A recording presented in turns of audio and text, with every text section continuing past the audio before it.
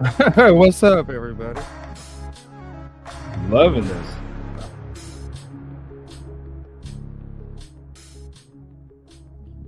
Damn. Definitely want to say thank you to the architect. Appreciate you. Well, guess what? There's a new computer. It's right in front of me. I tried to set up as much as I could. So keep in mind, heads up, I don't have any of my frickin' bookmarks. Most of my stuff is still on the other one. We're running tonight on the new computer, and I'm telling you, it's smooth. So, thank you. And this morning it was just too much, and so I was like, you know what? Today I just need to go out and do it. So we did it. Thank you so much. I hope, and I'm pretty sure it's gonna help with the future shows coming up. It won't be so buggy.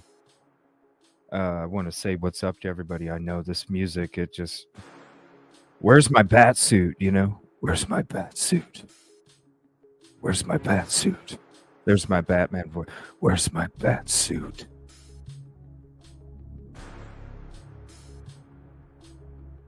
Give me my bat suit. There we go.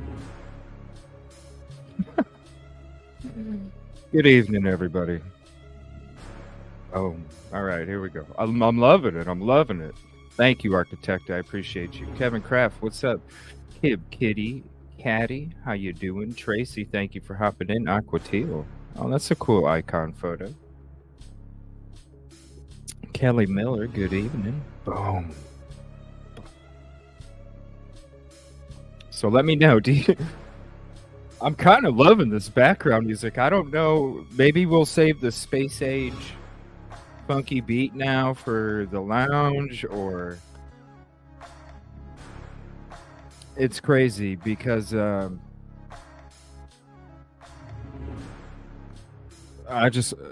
gotta play it the whole time.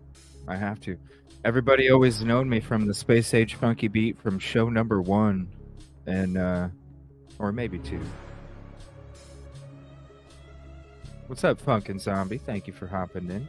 Jacqueline, what's up? Look at all those jack-o'-lanterns, candle, and spooky face. I might have to use some of this for like a read-through or something. They were walking down a dark path. And then all of a sudden, to the left, something creeped out of the side of her eye. Then all of a sudden, to the right side, his eye too. I don't know. We'll see. What's up, Data? I'm playing around with it. I'm just in a great fucking mood. I'm loving you guys. I appreciate you so much. Yes. Yes. Yes. Yes. All right. So, we're going to be getting into... Let me turn it down just a little bit, though.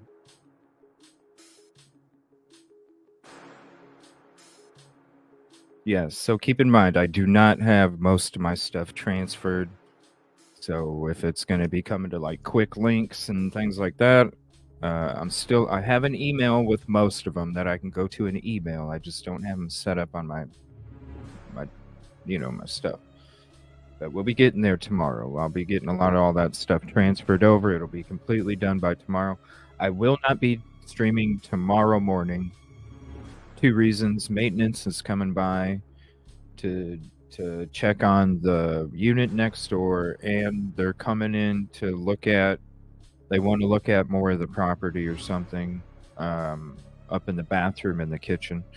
So I have to be available for that, so I won't be able to stream tomorrow morning. And then in the meantime, when they don't need me, I can be transferring stuff and getting stuff set up here and there, 2 birds with 1 stone. So I will have the computer done tomorrow, and I'll have that other stuff, knocked out. But I will be back tomorrow night.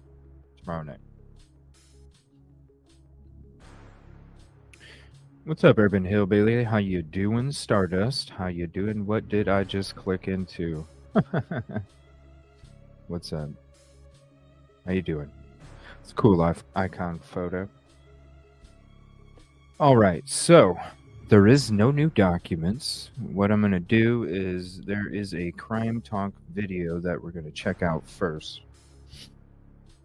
Talking about the Kohberger case. Then we are going to rewatch Unravel. Might be hopping in tonight. But what I'm going to be doing, this is my plan for the next week, is I'm going to be hammering out the remainder of this Grub Truck deep dive that Unravel and I did a couple months ago.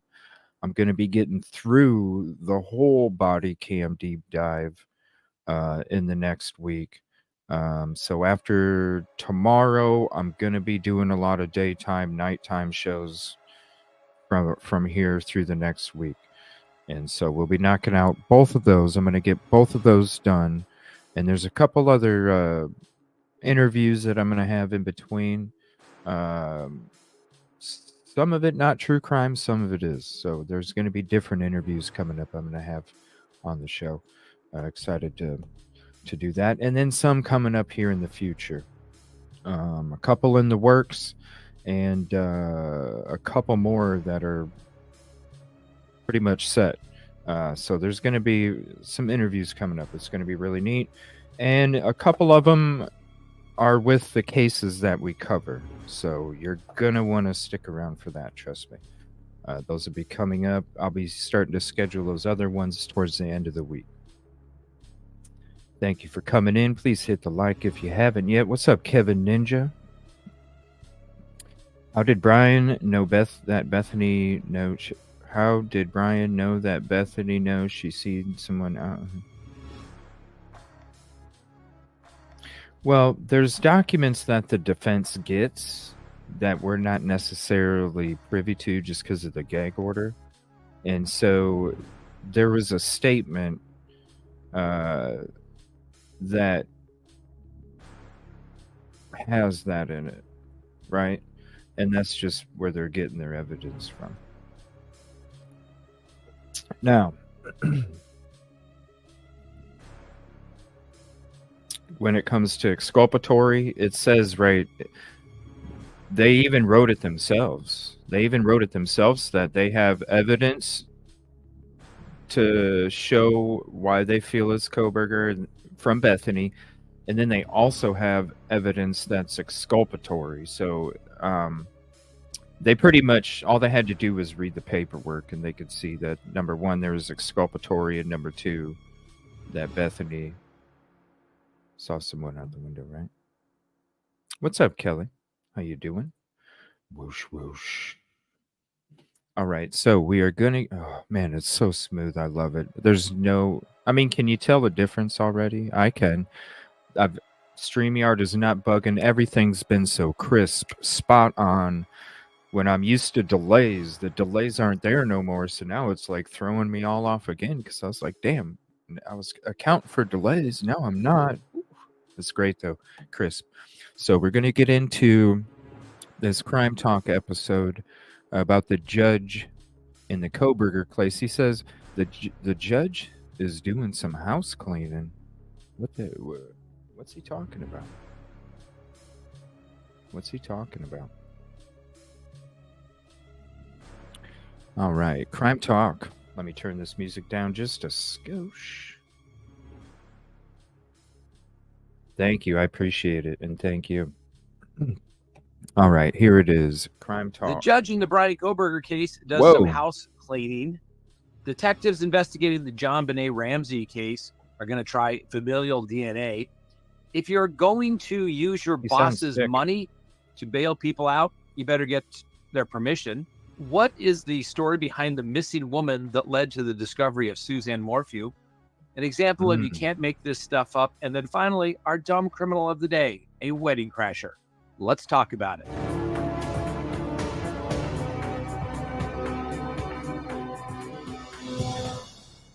Good day, everyone. My name is Scott Reich, and this is Crime Talk. Thanks for joining us. If you've been following us all week, you know that, well, I've been cruising the Mediterranean.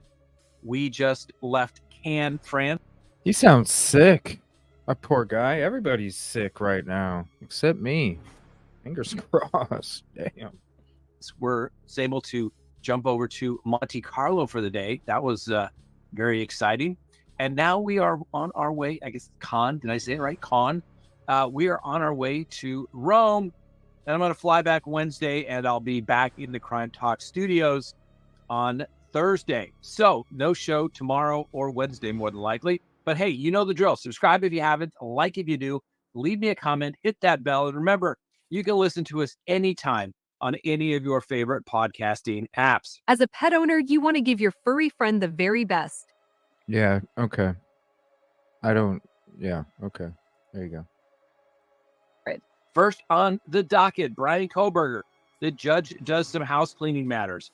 So, as you may recall, remember the defense attorneys for Brian Kohberger said, hey, judge, exclude 37 days of speedy trial time so that we can determine if there were irregularities in the jury selection process.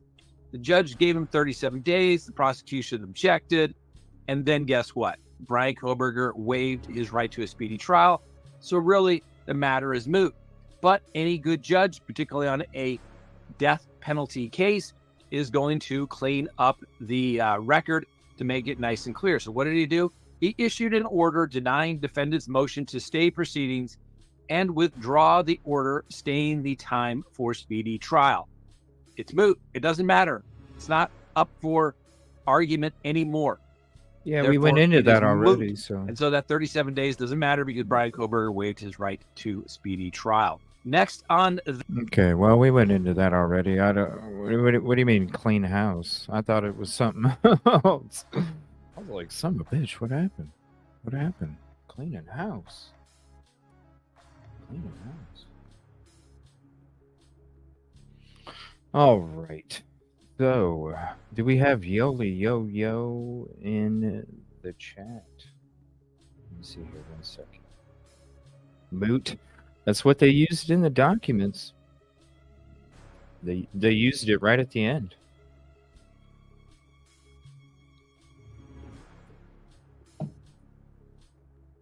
Right at the end.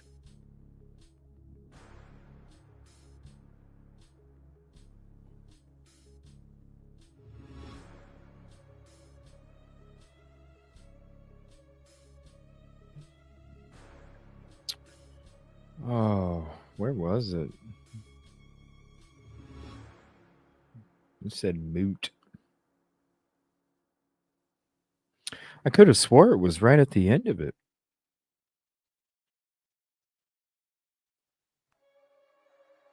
Yeah, right here. Page 3, right at the bottom. So thus, the previous order staying time for speedy trial entered on July 7th, 2023 is also now moot. Moot. All right, give me 1 second here. There was something else we covered this morning, and the stream was so crappy because the computer was just horrible. I'm going to cover a couple other things here, and then we're going to get in. What we're going to do is we're going to rewatch the first hour, or the first episode of the Grub Truck that we did back then. Unravel and I put in a lot of hours and a lot of work into this Grub Truck deep dive that we did. I'll share the link if you don't have it. Well, it's been a couple months since we did it. And we were having a conversation, and she's like, yeah, I noticed some new things. And I was like, no shit. Well, we watched and saw the new things she showed us, and it was like, holy crap. Like, I didn't even notice that before. She didn't even notice it before. So we're both kind of like, dang.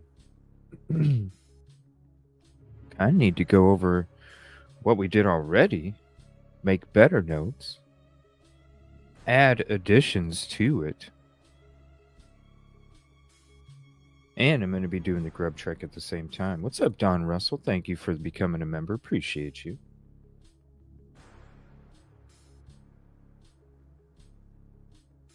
So it's like, you know what? I'm going to go ahead and we're already going to watch the rewatch of episode 1. Excuse me. But with the body cam, we're gonna kind of go through all the different body cams, okay? Because I'm still in transfer with everything, we're gonna have a full. This is gonna be an introduction for the body cam deep dive. We're gonna be kind of going through everything. If there's something I'm missing, let me know. If there's a better version, let's go through it. I figure we'll go through all of that stuff and then dedicate. I'm going to kind of keep the Grub Truck rewatches separate from the body cam deep dives. So we're going to be doing an intro to the body cams at the end. We're going to be doing the rewatch of the Grub Truck first. So if you have a notebook, if you haven't been part of the Grub Truck deep dive that we did, you're definitely you're gonna get a notebook. You're gonna want a notebook. There's so much to it. It's gonna be crazy. You're gonna hear the live reaction from us as we're going through it, and then I'm gonna be looking for even more when it comes to this. So I'm gonna be sharing the link to the video that we used. Shout out Jay for Justice. And then you can have that for your own. So if you ever wanted to do your own full screen checking out, and you want to send a message or a timestamp or say, hey, I noticed this. Anything you want to point it out. We need as much as we can. We need as many Legos as you want to give us. And then we're going to take that body cam, we're going to mix it together, and we're going to create the paths outside of that neighborhood. We just feel, and we always felt, that there was something with all of it. Something. And that's why we keep digging at it. Shout out Unravel. I appreciate you. Thank you so much. I can't wait to continue to do more work with you on this stuff. When we're working together, we could definitely deep dive. It's going to be sweet. What's up, Brandywine? Thank you for hopping in. Appreciate you. Appreciate you. There's Yolie. Yo. What's up, Yolie? Here, let me send you a panel link for. We're going to get into the rewatch of episode 1. Now, I got to get my notes. I know there they are. They're right here.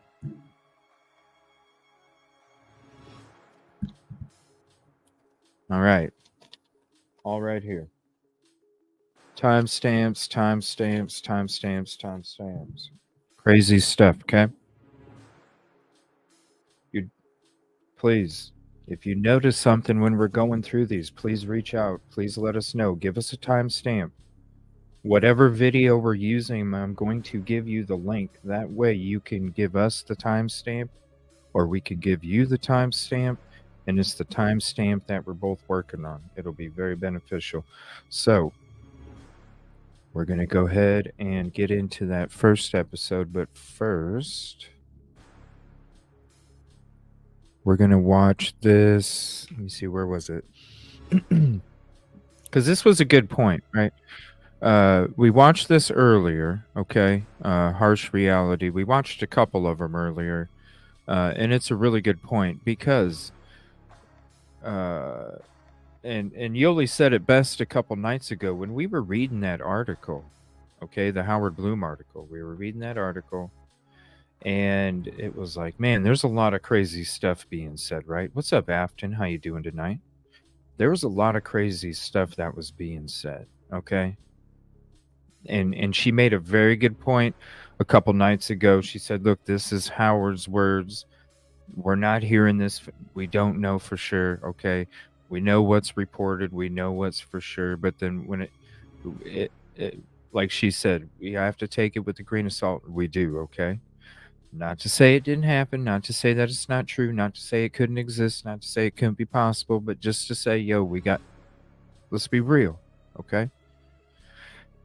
And Harsh brings up a good point in this video. Okay, he brings up a point about Is Steve really gonna risk his daughter's justice? Does that make sense? So, before there's a lot of running, we did the read through. We heard it. We heard the crazy stuff. We heard it. You know, the text message, right? The text message of something being heard, like that's crazy. What's up, Unravel? If you're not busy too, hop on up, please. Here.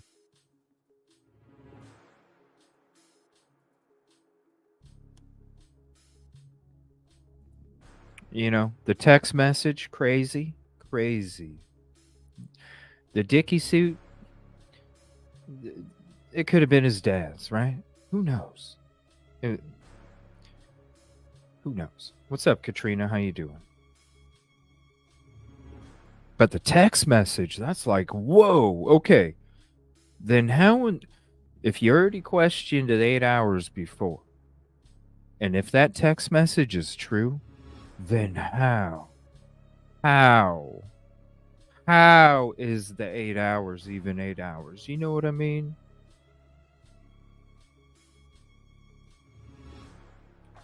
Oh, thank you, Brandywine. I appreciate that.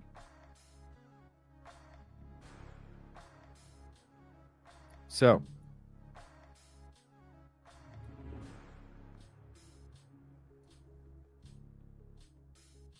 well, shout out Jay for Justice, the enhanced version. Shout out to her. That's the version that we used for the deep dive that we did. And I'll go ahead and share that link with you guys. But we're going to be watching the version from our playlist. But before we get there, we're going to watch a couple of these videos real quick. Then we're going to get in to that Grub Truck episode 1 rewatch in about 20 minutes or so, 20 or a few after. And then after that, we're getting into the Grub Truck episode 1 rewatch. And then an introduction to the body cams where we're going to be going through the different body cams that we have. And then next episode, body cam deep dive tomorrow night. What's up, Unravel? How you doing tonight? Hey. Do I sound okay? Oh, yeah, you sound fine. Okay. Crisp and clear. I was going to put in the speaker, but... or the mic, I mean, or whatever. But if you can hear me, that's good. Oh, yeah, you sound just fine. All right, so there's this harsh video, like, just asking, has Steve just risked his daughter's justice? Because reaching out, supposedly reaching out to a witness where the agency tells your lawyer you better back off. Something about a text message. Different things. That's supposed to be in the gag order, right? So I don't know. Would that be risking the justice, but leaking something? The text message, right? Where I think somebody's getting unalived. I think I hear somebody getting unalived. Like,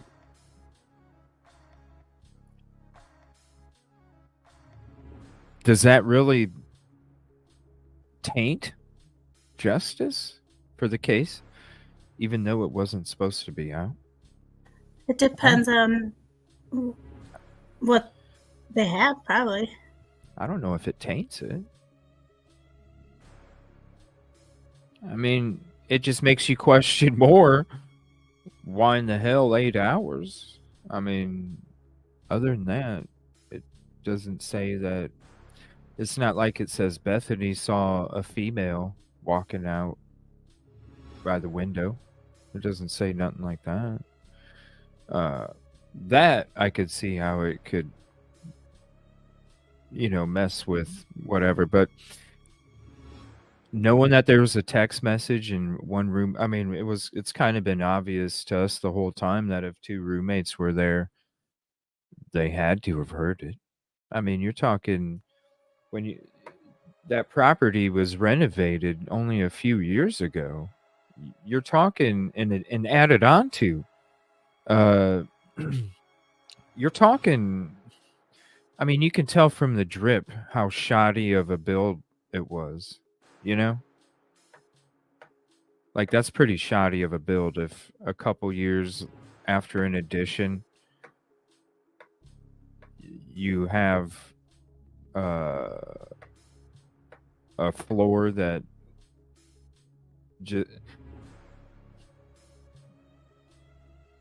that ain't level, obviously, in some spots at least. Uh, paper thin walls. I don't understand how, unless dude was wrapped himself in a comforter. I don't know how you could keep quiet, like to where nobody. Four people, different floors, and you can't tell me. I mean, come on. Madison's bedroom is right up above DM's bedroom. Her floor was DM's ceiling. Like,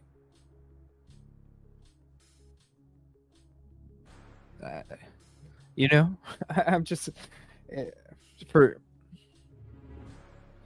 I don't know. To me, I always felt like they were on the phone with each other, messaging, calling, something. I just found it odd. We didn't know that DM was even upstairs until the PCA came out. Saran wrap. Well, I don't know, Unravel. You sent me some interesting pics. Let me see, since I'm on this new computer, if Discord blows my photos up like crazy when I get them in a DM now. Hold on.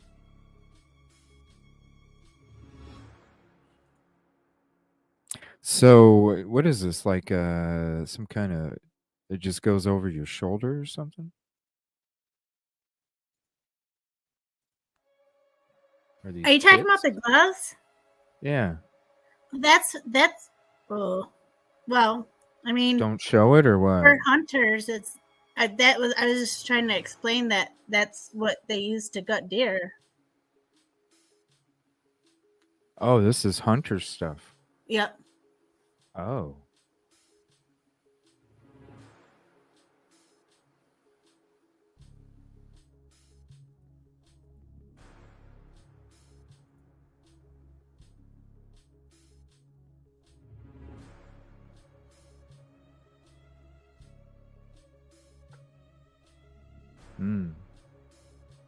That one's pretty crazy right there. All that stuff is on Amazon. I'm just saying. God, everything is so clear. That's crazy. It was the damn computer. I have not had any issues with StreamYard tonight. It has to be the computer. Jeez. Yeah, that's so how much what is that, like $25 or something? No, what is that called? What is that called? What do you call that? I really don't know. That's what you just got. I really don't know. This is what. Thankfully, I never had to, but if I was to gut a deer, that's what it's in a kill kit. Yeah.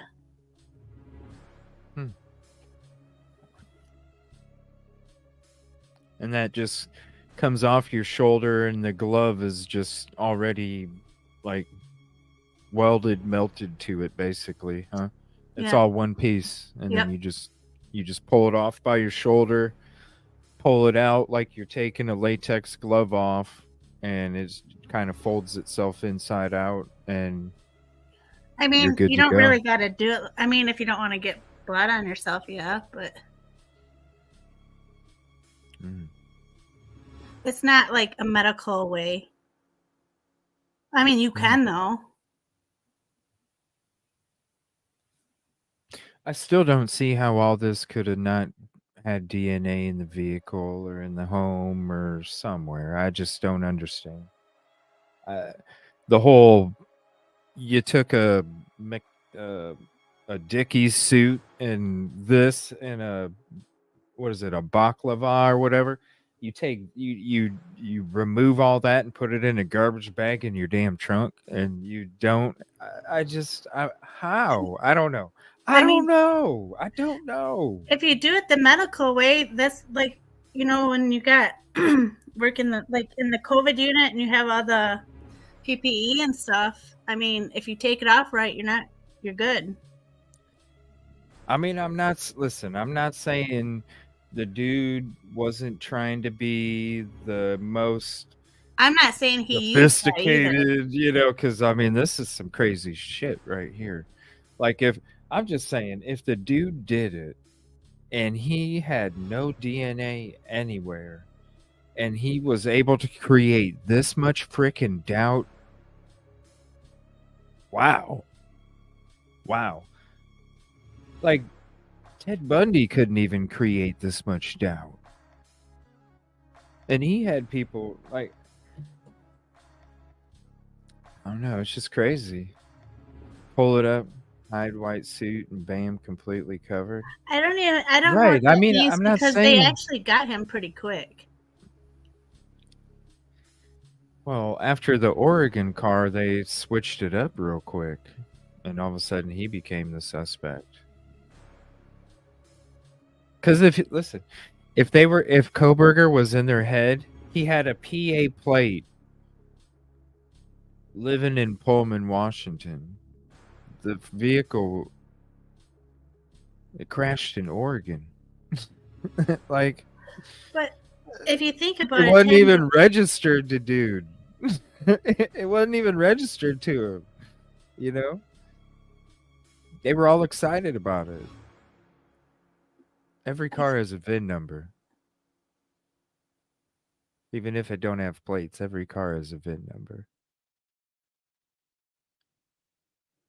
Why were they so excited to go to there when they should have been going to the apartment complex or driving over to PA? I think it was just on the tip line. I don't know if they were excited or not. I'm wondering what that tip is. I'm wondering who. Do you think it? Okay, this is when it comes to the witness, right? How in the hell did Steve find out? How did Steve find out? Well, it said. That's Howard's words, right? Well, I don't know. I mean, maybe I need to reread it before tomorrow's show, but this is what I was wondering today. Could he have been just trying to reach out to one of the people that were there before cops showed up? Who? Steve. And then all of a sudden, hey, you need to... Before the cops showed up? Yeah. I don't know what you mean. There was approximately 12 people standing outside when they showed up. You think Steve was out there? No, I think he was reaching out to some of those that were standing out there. Well, yeah, that's what. And that's when they said, hey, no.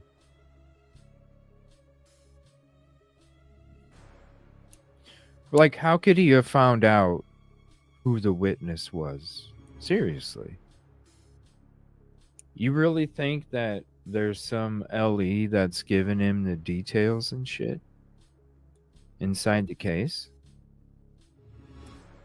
He's a pretty determined father. Yeah, but I don't see that happening. I don't know. I mean, I don't know. I'm just talking. I see him stumbling across the witness and being told to back off, and then it being assumed that he found out who the witness was through that route. But I'm sure he is reaching out to whoever he can. Because seriously, the one witness, right? What LE is gonna give up the one witness name to a father of one of the victims? Seriously, the one name, the one witness. It just doesn't make sense to me. if there was multiple witnesses, then I could see a shifty LE going, hey, you know? But the one witness? I don't know what you mean by that, because he was reaching out to everybody. So what I'm saying is I don't see. Okay, so there was the story is that there was an LE that told Steve this info about who the witness was, right? Okay. From H.Blum. I call bullshit. I don't think. What I'm saying is there's one witness. The one witness that is basically Kohberger. It's Kohberger. The one witness. It's Kohberger. You think Kohberger's the witness? No. The witness is saying it's Kohberger. Oh, okay, yeah. One witness, because that's what they're referring to as one witness, right? The one witness in the grand jury testimony. One witness. I don't see even a shifty LE giving up the one witness name to a father. So what I'm saying is the reason I think maybe Howard assumed that took place was that no, it didn't take place. I'm wondering if Steve was just reaching out to somebody that was there before everybody showed up and stumbled across the witness, and that's when he got hit with the message saying to back off. Because I can't. If you trust everything that H.Blum said, man, if he truly gave up the information about the text message, that's crazy. But I don't understand how he would have gotten the one witness's name, even with a private investigator. I totally understand, everybody. I know what he's been doing. I've been covering the case since the beginning. I know what Steve's doing. I applaud it.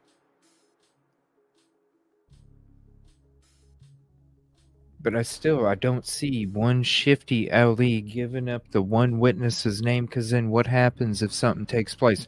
Their witness could be gone, and then where's their case? It just doesn't make sense. If there was multiple witnesses, sure. They can get, but with one? I don't see even a shifty taking a chance. So that's why I think that part's is assumed by Howard.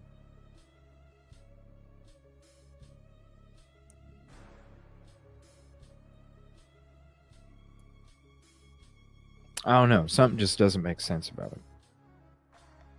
Maybe that's why they went for the game.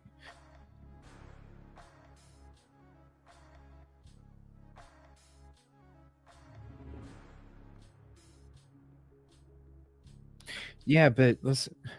Okay, if there's a gag order and the private investigator says, yeah, it's this and this and this, how can you even say that it's 100%? How can you even say it's one? I feel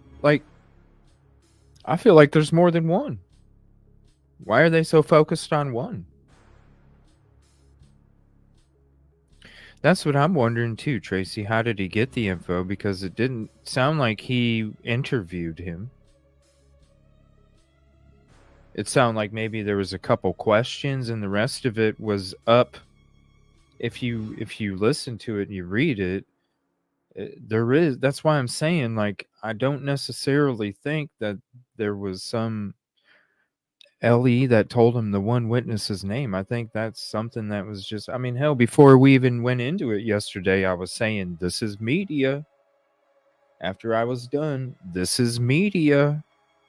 We know what media's done to us before. We trusted frickin' News Nation. And then all of a sudden they were fucking all over the place and they were reporting crazy ass shit. Okay, so say you're the father or family member or whatever, I don't know how to explain it. Okay, so you want to talk to everybody that was there. Of course. Right. So all the people that got cleared, I mean, yeah, you want to talk to them. But then, if you look at it, who didn't get cleared yet. Well, that's another thing. How was there so many people cleared so quick too? Well, not cleared, but I mean, they were. We've investigated. We feel that this time that they're not part of it. They would never say clear. They just now they have a website that tells you everybody that they're not, they're no longer questioning as of right now. All the people that were standing outside was pretty quick. They said that they talked to all of them pretty quick. But this is the thing. How do you know? There's so many kids running around there. You got holiday break. How many people scooted out of that community before they even got questioned, you know?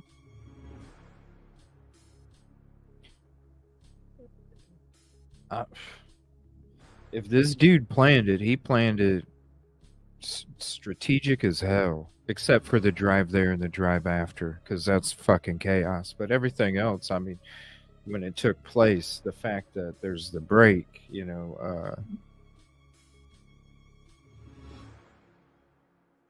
maybe they're just saying that. I just think he stumbled across it. I don't know. If you listen to that Blum article, it seems like there's a couple questions maybe he got to ask him, but honestly, it seems like it's a lot of conversations that took place, and who knows who they were. You know what I mean? Like outside looking in, I know who I'd be wondering about. What? Who's that? The one that came to the house that never got cleared.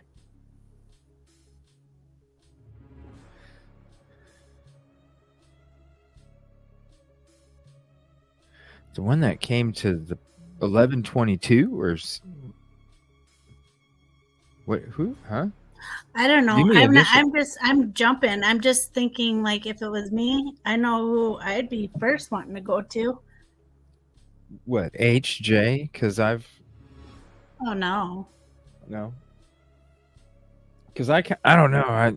I was going through some of my old notes today when I was like shut the show down this morning. I was like, screw it. I went through a whole bunch of notes, and his name popped up a couple times, but no, he doesn't. No. What are you thinking? What are you thinking? Can you just give me initials? Well, it's not a person. Nobody knows. I mean, who dropped off the food? I mean, it's right there. I don't know. I mean, they had to have seen a vehicle or something. I think of course, because if you're seeing, especially if what the PCA is stating is correct, right? About all this weird ass turning and shit, you don't even have to be in a car. You could be laying in your bed, seeing the lights coming through your window shades on your wall, and wake up from that shit and go, "Who in the hell is doing this shit at 3 in the fucking morning?" And you're gonna stand out, of course. So I would have think the or food delivery driver would have seen it, of course, especially with the weird ass turns. Don't you remember the video I played, like, I don't know, 5 or 6 months ago with when the officers went there about that one party on the I don't remember when it was. It was like September, maybe August or September, when they walked to the guys' party and then they walked to the girls' party.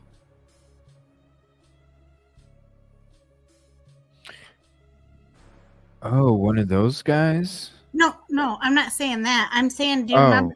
I made a video, and I guess I don't explain it at all. I just show it. You know, the 3-point turn at the end. Yeah.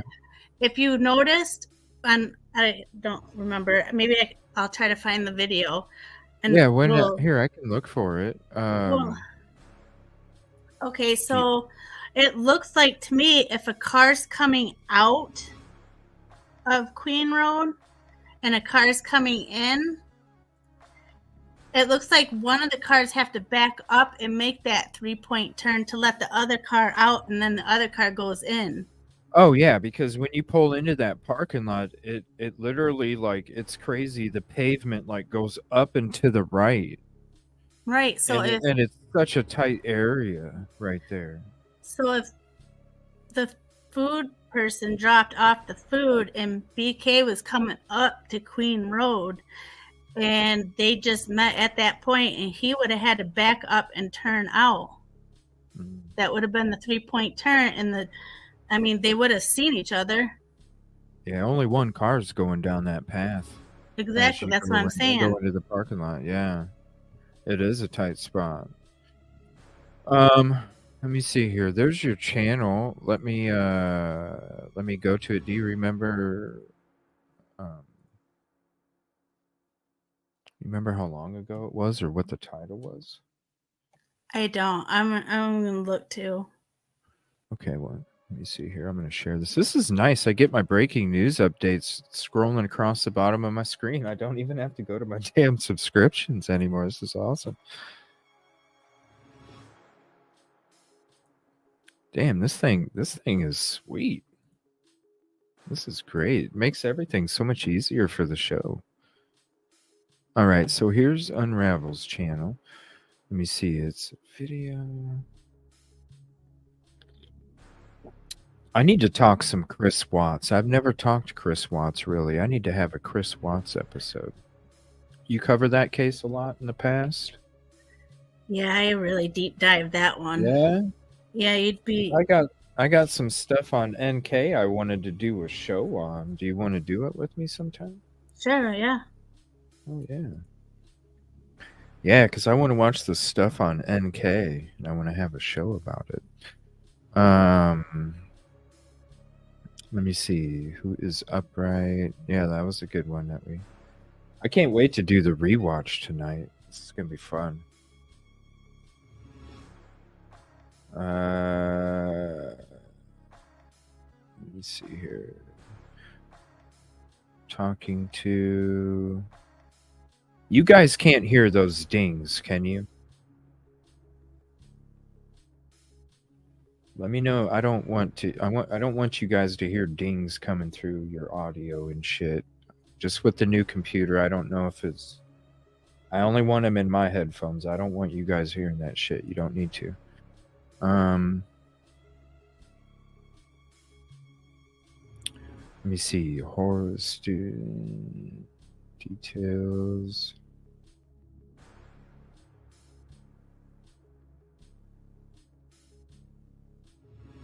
Sending it. 4 months ago? Oh, okay. Okay, cool. I don't want you guys to hear it. You didn't before, and I'm just making sure that you don't know. This thing is so crisp. Oh, it's amazing. All right. Where are you sending it to? Discord? No, you said it messes your stuff up. Oh, we're good now. Like, Discord's great. Email. Okay, I'll check it.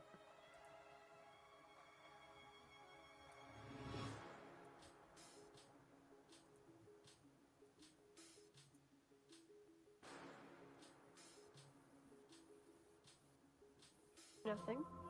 Stay and fight? Leave. Our choice will be your future.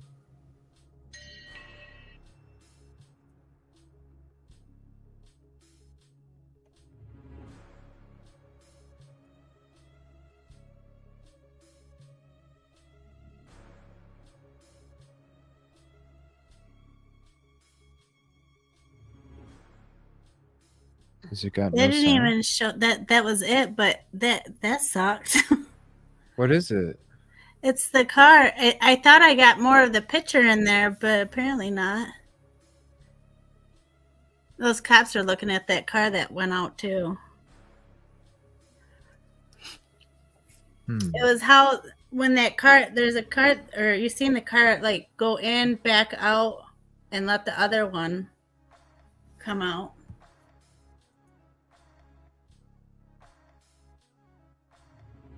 Oh. That road. Yeah, it said Queen and King, right? Oh, I thought.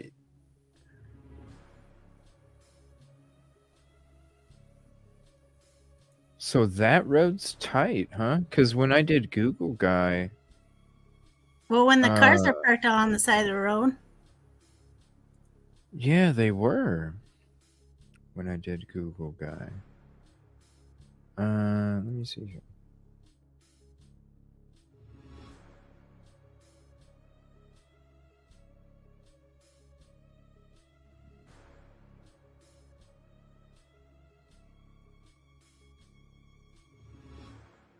Let's see.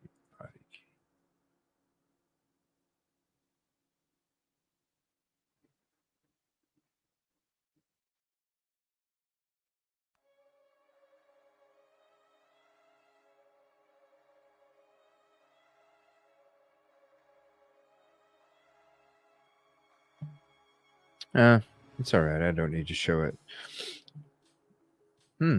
Because when on Google Guy, freaking, it had cars parked all up along where that stone wall is at, and it looked like, I guess you couldn't get 2 cars down there. Yeah, that's true. I thought the 3-point turn was here. Let me bring up the location here. From what I remember, I thought it was at the other corner. I don't know though, because right here is King and Queen, but I mean they keep calling 1122 King, so I really don't. I thought it was right here where it did the 3-point. No, right in front of this apartment building. I don't know, because they do keep calling 1122 King Road, and it's Queen. Right. But I don't know how you'd do. I don't know. Yeah, that guest book is, I wouldn't pay too much attention to that thing. Look at the dates too when it comes to that guest book. Who knows about the DD? There was an episode I was going to get into on D and E, but we never did. I had a bunch of stuff for a show on that too. I mean, technically, it is where the cops were. I mean, if you're doing it right. I mean, it's King and Queen right there.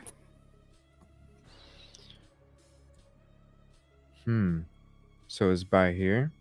This dumpster? That's what I assumed, I guess, because that's what King and Queen is. Yeah.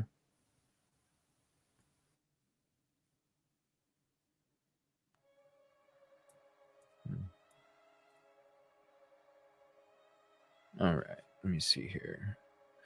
So let me get to this harsh video. This is about Steve Riskin. And then we'll get into this stuff here. On this marvelous Monday. That's it. It's a new week, new day, new... Is this really loud for you? Or is it just me with the new... It's not loud for me, but I got my stuff turned down. All right, let me turn mine down. Maybe it's my audio.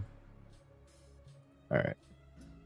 New everything, except not a new topic, as we will be talking about the Idaho4 case today. Surprise. But I do feel that there is a lot for us to talk about, which is pretty amazing. Not as amazing as you, however. You are looking absolutely amazing this morning. How do you do it? What is your secret? Let me know, because I feel like death today. I think I'm getting a cold. a flu. But anyway, I'm still going to crack on, push on, move forward. As like I say, we've got a lot of stuff to go through. And the first topic of the day, as this is video 1 of certainly going to be 2. Is it me or is it showing like different icons now on the screen?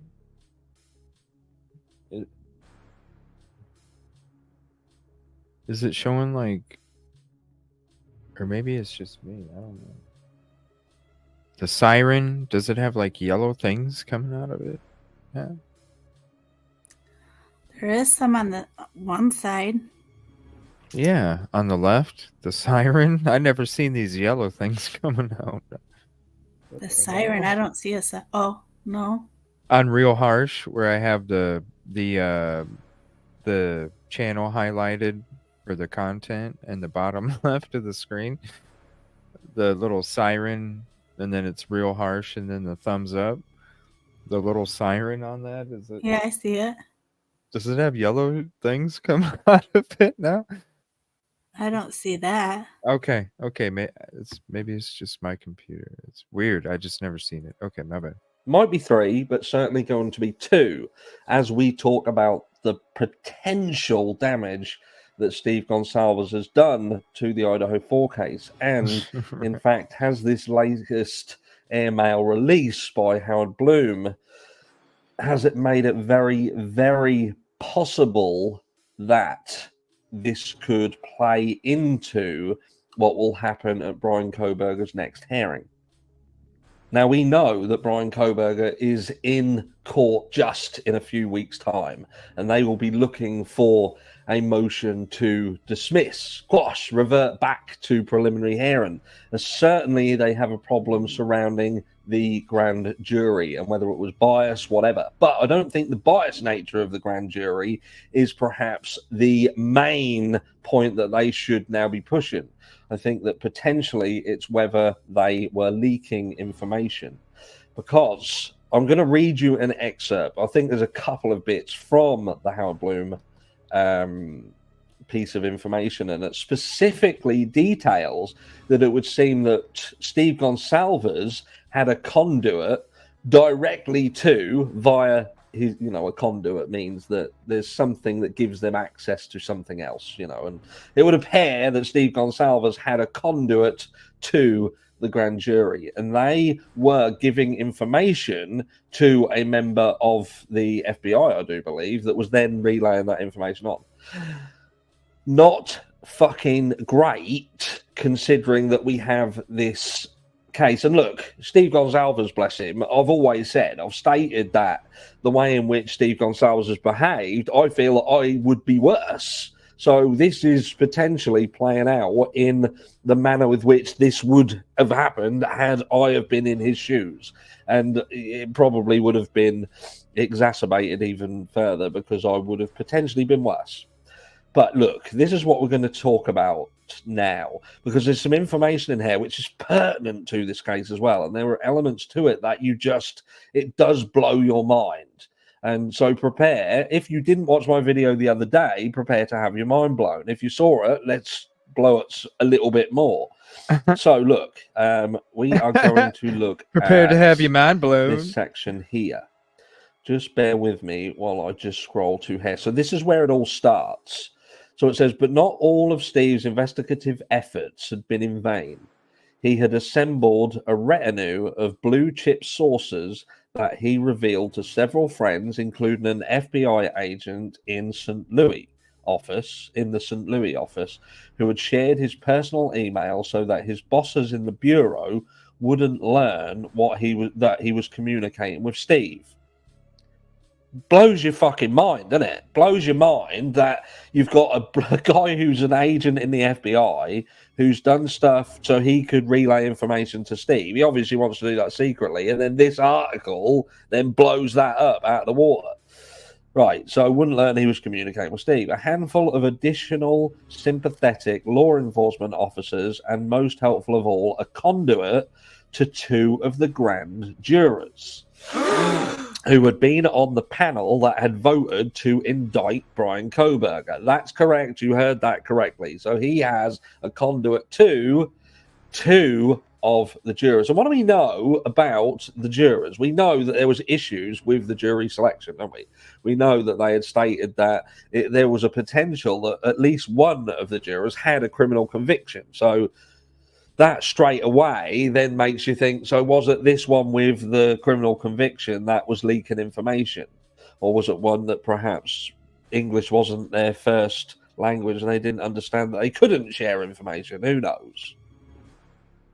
But there certainly is a few things amiss. So we go on. And in the process, he had compiled some startling revelations, hard-won information that he had triumphantly disclosed to his newfound internet associates. So this is where it goes on to talk about the Dickies outfit, the fact that there was a receipt found. Obviously, we don't know what happened. Like, people talk about these Dickies overalls, these coverall things, you know, the Michael Myers outfit. You know, he could have bought them for his father. We was leading up to the Christmas period. His father's a HVAC guy, and you know, it's possible. It's possible. The knife a little bit, because it goes on to say that there was a receipt for a knife here as well, which is going to change a lot of people's perception of Brian Kohberger if they were in the camp of he's not involved in this at all. I've been there. That is not a helpful thing. But it would appear that the push on this with Steve Gonsalves is certainly that he believes that there is more than one person involved. The entire way that this is handled and worded goes to push that there is more than one person involved. And video 2 today will be touching on the informant side of things. And video 3 / possibly 1 tomorrow, depending on how my day goes, will be touching very, very firmly back on the 2 surviving roommates, as there is some information regarding them, which we are going to briefly touch on in a second, which is further leaked by the grand jury, which, again, it will blow your mind. Right, so let's just skip through what we don't need to see. This talks about the knife sheath. So it says, even more troubling, if true, was that Steve had learned from people who had spoken to members of the grand jury. So this is further just saying that the grand jury would just apparently just talking willy-nilly to whoever they fucking... See what I'm saying? That's what I'm saying. It just doesn't make sense. If that's your witness, that's your one witness, why? I just don't see it. I just don't see it. I don't understand what you don't see.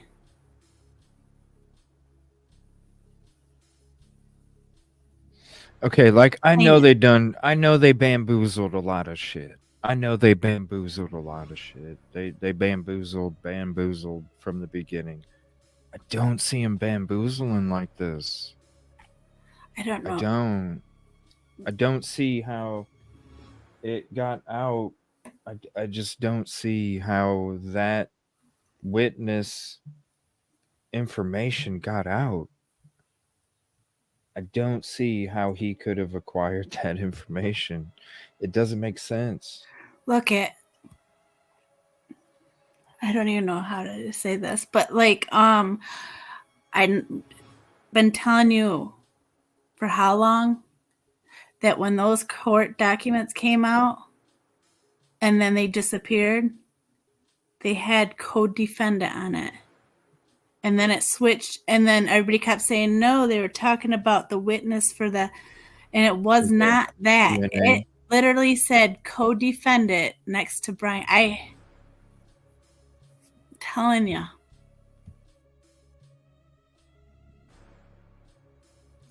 Don't you remember? No, I'm not saying the co-defendant doesn't exist.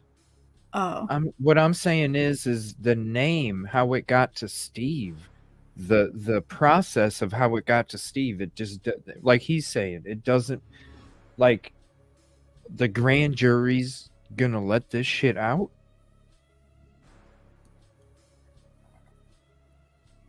I mean, we're all human. I know, but it's their one witness. If they don't have that witness, then what do they got? We saw what they got in the PCA. If they don't have the one witness, what do they got? Bushy eyebrows? shoddy ass cell phone shit? A car that you need the DeLorean to be in 2 locations at once? I mean, I'm sure it is possible, Kelly Miller. They have bamboozled.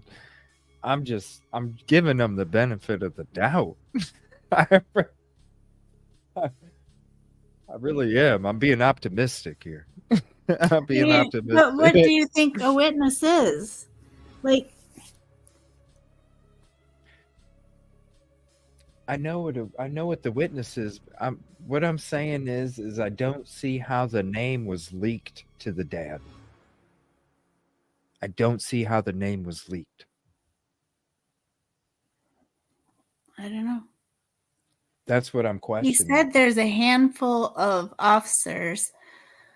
Then he said there's an FBI agent from Louisiana. Then he said there's 2 grand jurors. So they're all hanging out at the water cooler and let Steve come in for 10 minutes and then had this conversation with it. Say they were in the grand jury and then they booted them out because Brian was, I don't know, nitpicking stuff. They booted him out and they're no longer a grand jury.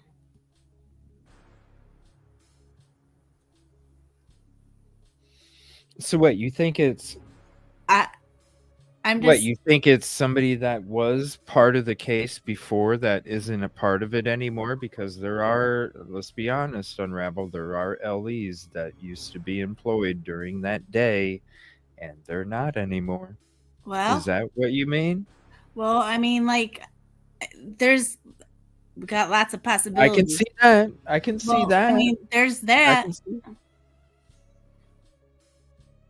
That's the only way I could see it happening because that's what I was saying a little bit ago. If they're already booted. That's if somebody was already booted or left, because you can still be booted and quote leave on paper, then I can see that taking place. Money? I mean, I'm sure, like... Think they got paid? Who got paid? I mean, you never know. Money does talk.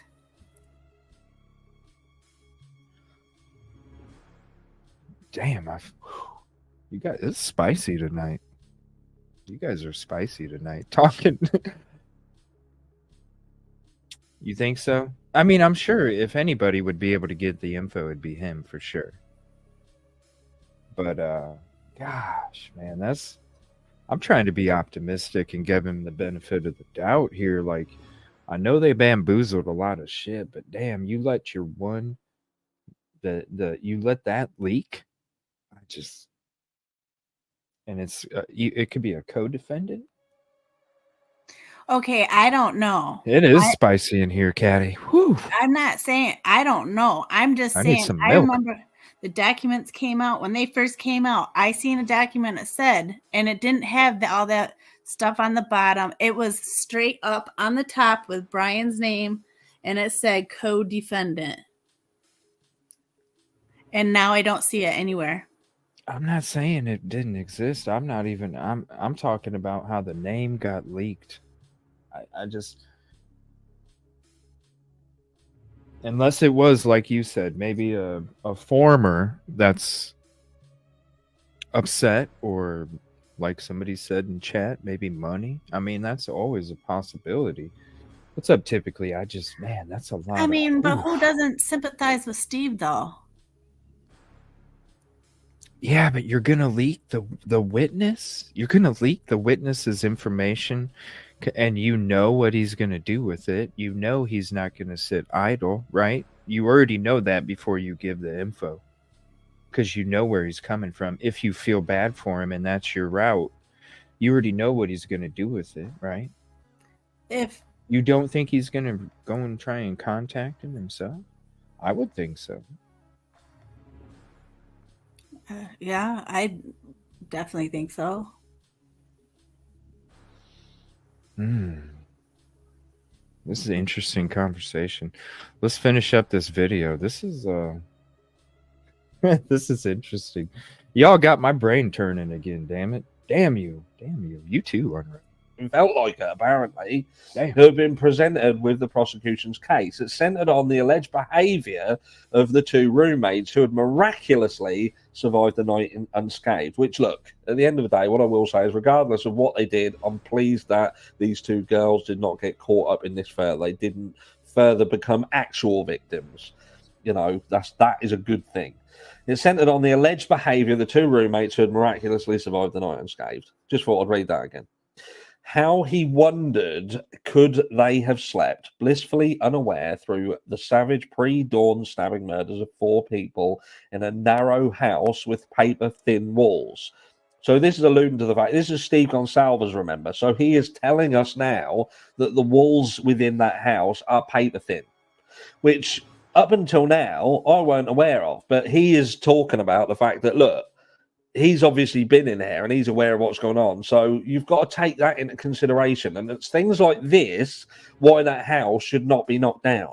Because it's things like this that people need to understand. The jurors need to understand that how noise would carry through there. What is the likelihood of the surviving roommates not hearing what was going on? And if they didn't, why didn't they? Because one person could not have subdued all of these victims to the point where they couldn't speak, they couldn't shout out, they couldn't do anything. Now, multiple people might have been able to do so, but one person couldn't. But paper-thin walls. Later, a police affidavit revealed that one of the survivors, Dylan Mortensen, had in fact heard noises and left her room not only to spot a masked, darkly clad intruder making his way through the residence before she retreated to her room and did not summon help for another 8 hours for reasons that have never been revealed. But look, yet Steve had been told that the two survivors allegedly had not only been awake while the killings had taken place, but they had heard everything. More astonishingly, his grand jury sources alleged that the two girls had been texting one another as the murderer methodically went from one room to the next. We'll just let the dust settle on that.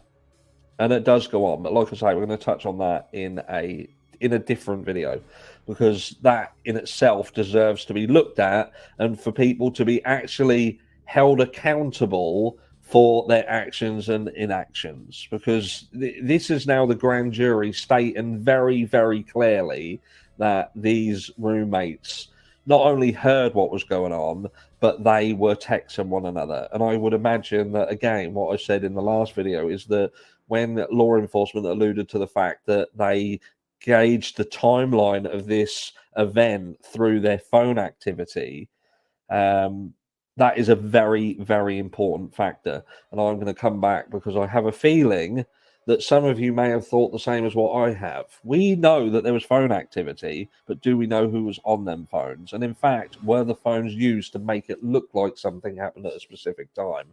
But again, that will be in video 3. And we'll be checking that out here in a second, and then we'll be getting into the Grub Truck. Just give me a moment. For some reason, the last comment I see on StreamYard, I saw some of it in the other chat feed about gifted memberships. I apologize, I can't read them. This is literally the last message that StreamYard's showing me.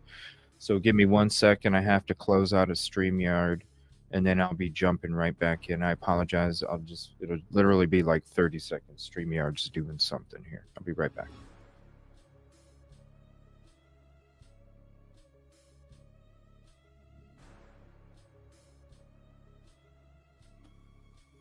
Can you guys hear me?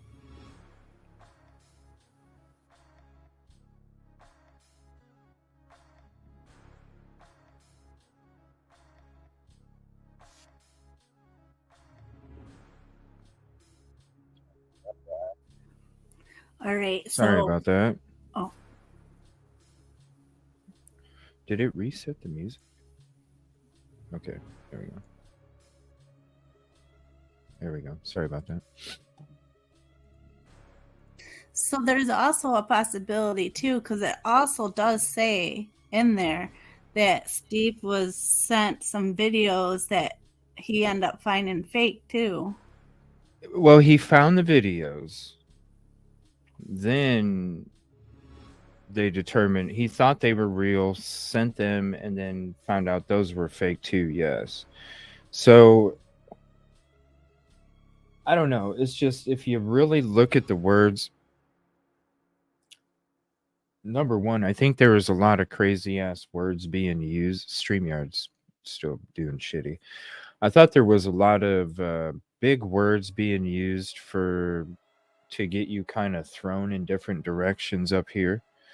And if you really listen to the words, you really dig into the words. To me, it seems like not only the words were huge to try and throw your brain off, but at the same time, if you look at the words, it's almost like it speaks hearsay. Frickin' StreamYard, man. It's not even showing comments now. It's not even showing comments on StreamYard. Why is it all of a sudden doing this? All right, well, I can't highlight comments. Give me 1 second. Let me try it again here. This is crazy.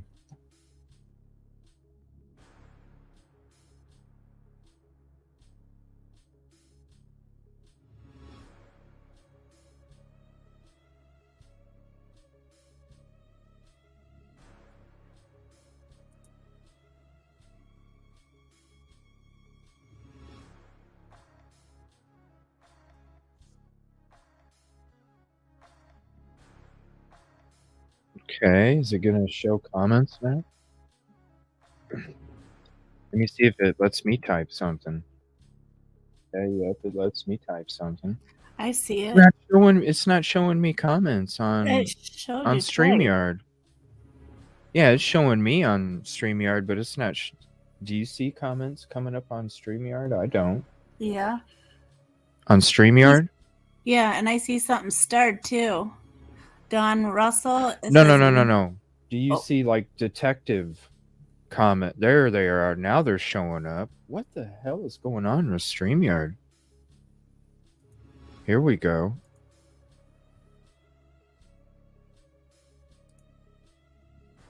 I don't know. YouTube, and now they're coming back. Thank you. No, YouTube and StreamYard have been messing up for a while. Everything's been smooth over here, so let me see here. And this is when it's kind of we were touching this a little bit ago about why they didn't call 911, the topic of why, and then we'll get into that Grub Truck first episode. This is I wanted to play this one too. This is also harsh, talking about, you know, if this is true, right? The Howard Bloom article talking about how they supposedly, you know, knew or heard.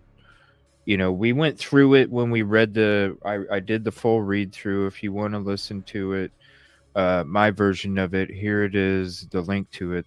Save it to your playlist, The Eyes of an Alaba. And we also discussed it in that show with the same title of the full read through. If you want us on there, Yolie, if you're available, you're more than welcome to hop up. Sent you a link to your email if you'd like to hop up. So we'll watch this harsh video, and then we'll get into the Grub Truck, the episode 1 that we did. And then we're going to kind of do an intro of the body cam stuff towards that. And I hope you're we're making good time too. It's only 8 o'clock Central.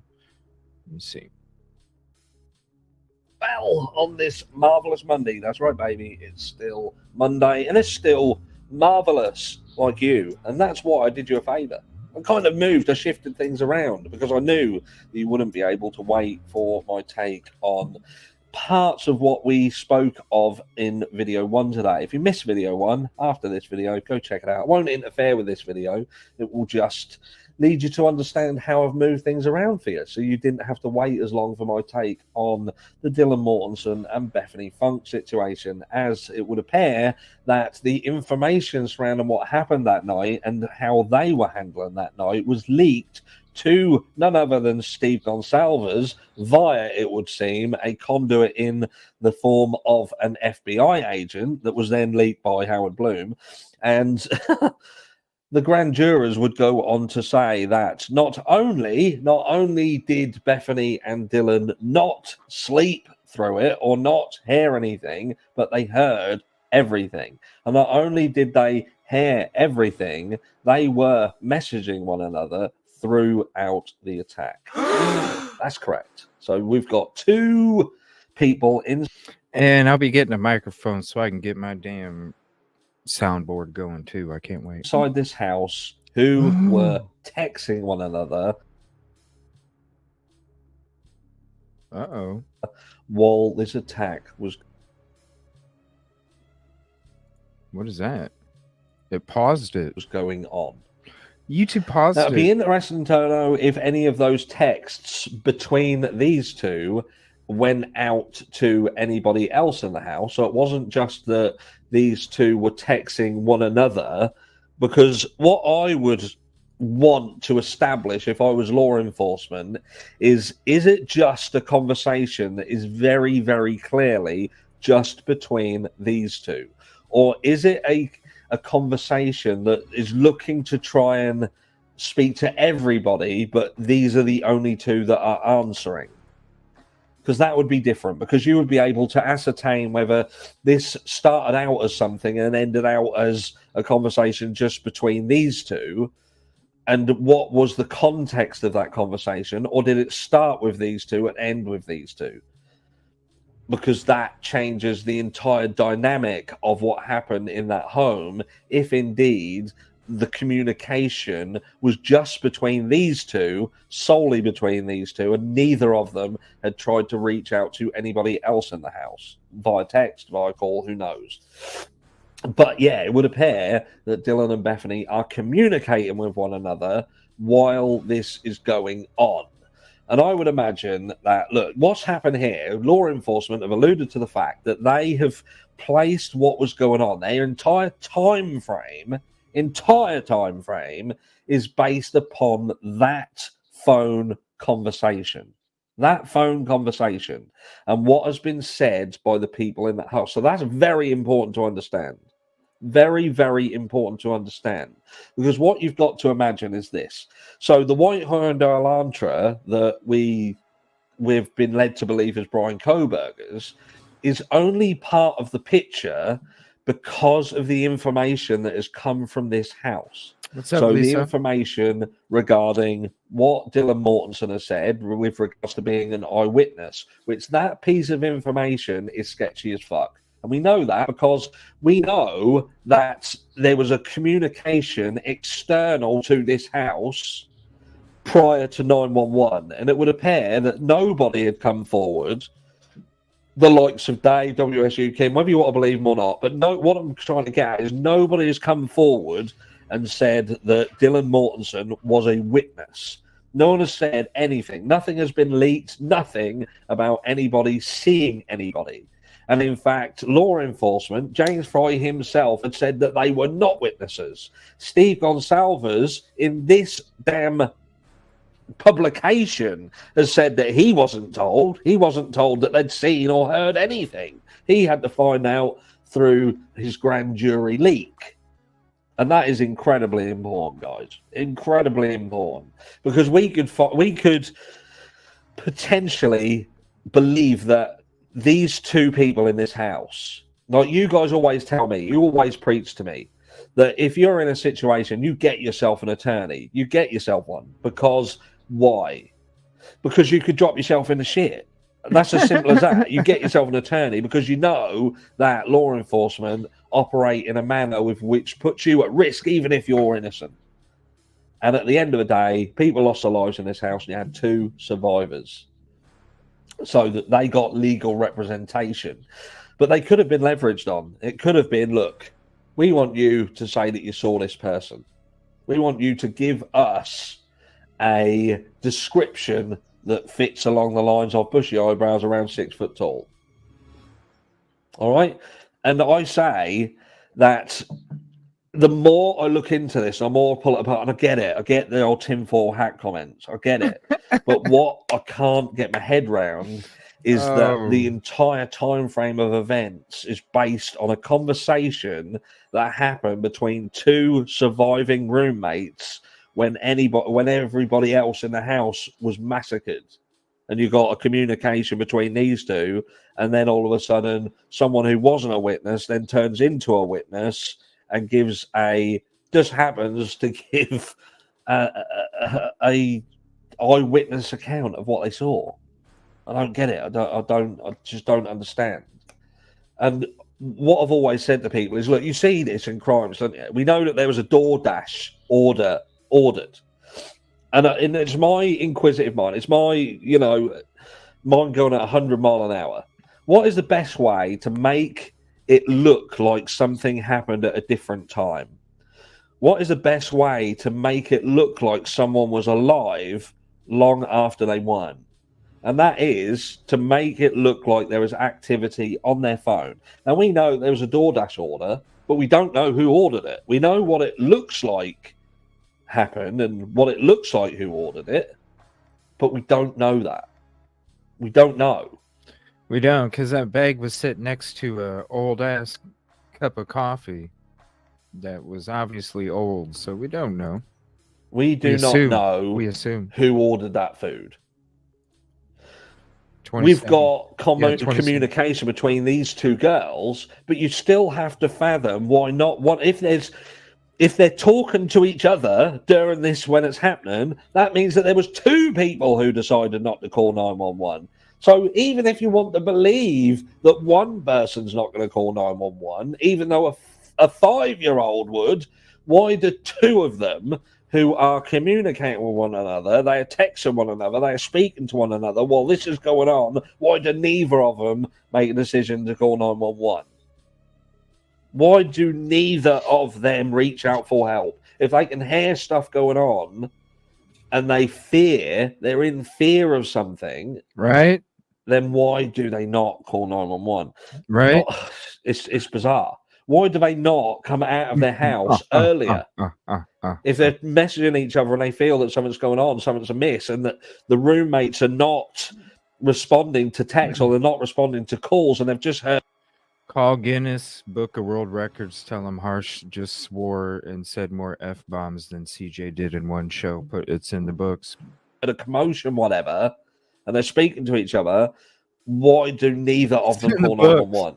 Let me know. And I know this is a question that we get hooked on, but with this new information that says that they were messaging each other and the entire timeline is gauged on their communication, and we have to trust so much about these two things. Do you know what I mean? Every single point of this case is fixed on this situation, these two surviving roommates and the version of events that they push out. It brings everything else. And you have to question. And when there's exculpatory evidence with Bethany Funk as well, and I just wonder whether the exculpatory evidence is that was the knife sheath there already? Was it there already? What could that be? We need to know what that is. Let me know down below what you think. This is absolutely nuts. Absolutely nuts. Yeah, instead of like a guitar solo contest, it could be like a F-bomb contest or something. It'd be like a not a rap battle, but a FAP battle, FAP, like a fucking rap battle. Something. Stardust, how was your first day?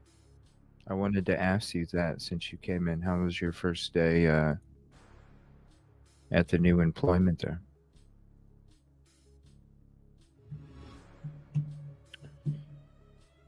If you guys, here's the link.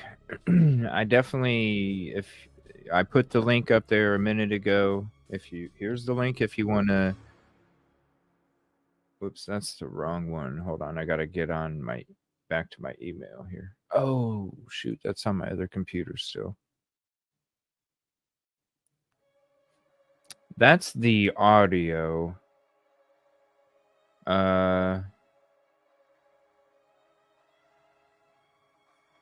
Sorry, if one of the mods, sorry, I didn't transfer that link yet. If one of the mods can drop the article, the H.Blum article, where it discusses all this, I apologize. I thought I had put that in my links in my email, but I didn't.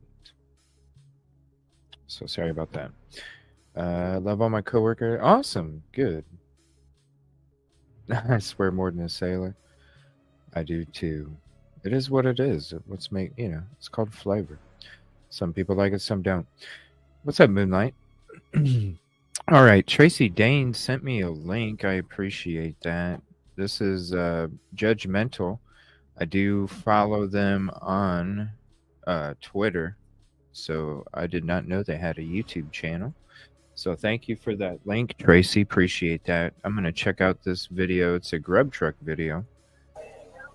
And you say something about the 2 minutes and 30-second mark. If you're still in chat, can you do me a favor? Let me know exactly what we're looking at, because we might have already checked it out before. Just give me a heads up. I do agree with Harsh about this stuff. What's that? About I'm not understanding if they're texting each other.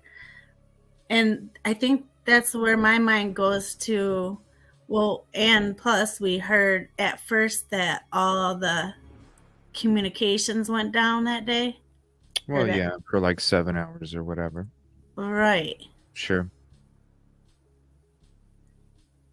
But, like, would it reboot at that time?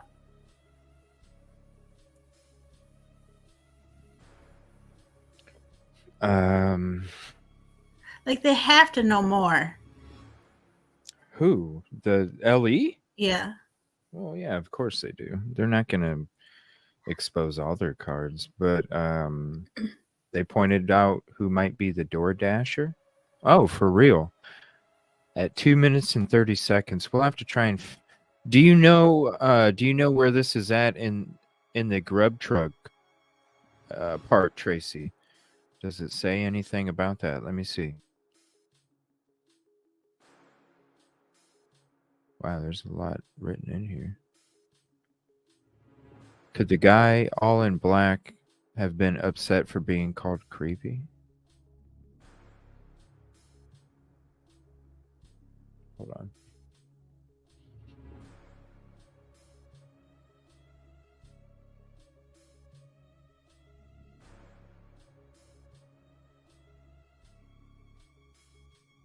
And it has been said that LE will lie, right?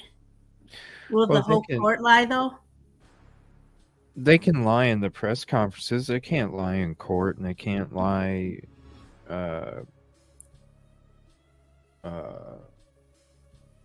they can't lie in the PCA, and they can't lie in court. Pretty much the court. PCA is court. They can't lie there, but they can definitely tell you whatever they want to tell you. I mean, but they can. They just can't. Well, they can't tell you that they have evidence of you being at the scene of the, if they don't. But they could tell the grand jury the truth, just not the public. And redact the stuff, right?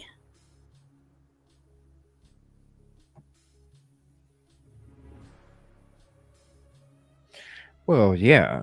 Okay. I mean, that's the secret grand jury. They didn't want the defense to know some shit. That's why they went in there, I think they went in there real quick because they didn't even want Bethany being under oath or even testifying in a interview, making statements. But I'm saying, like, okay, so say the PCA says stuff that they originally thought, but then they redact the stuff that they know. Oh, yeah. So we might The be PCA is just enough to get the dude arrested. right. So we might only know. Well, obviously we do, but I'm just saying, like, so we probably only know what they originally thought.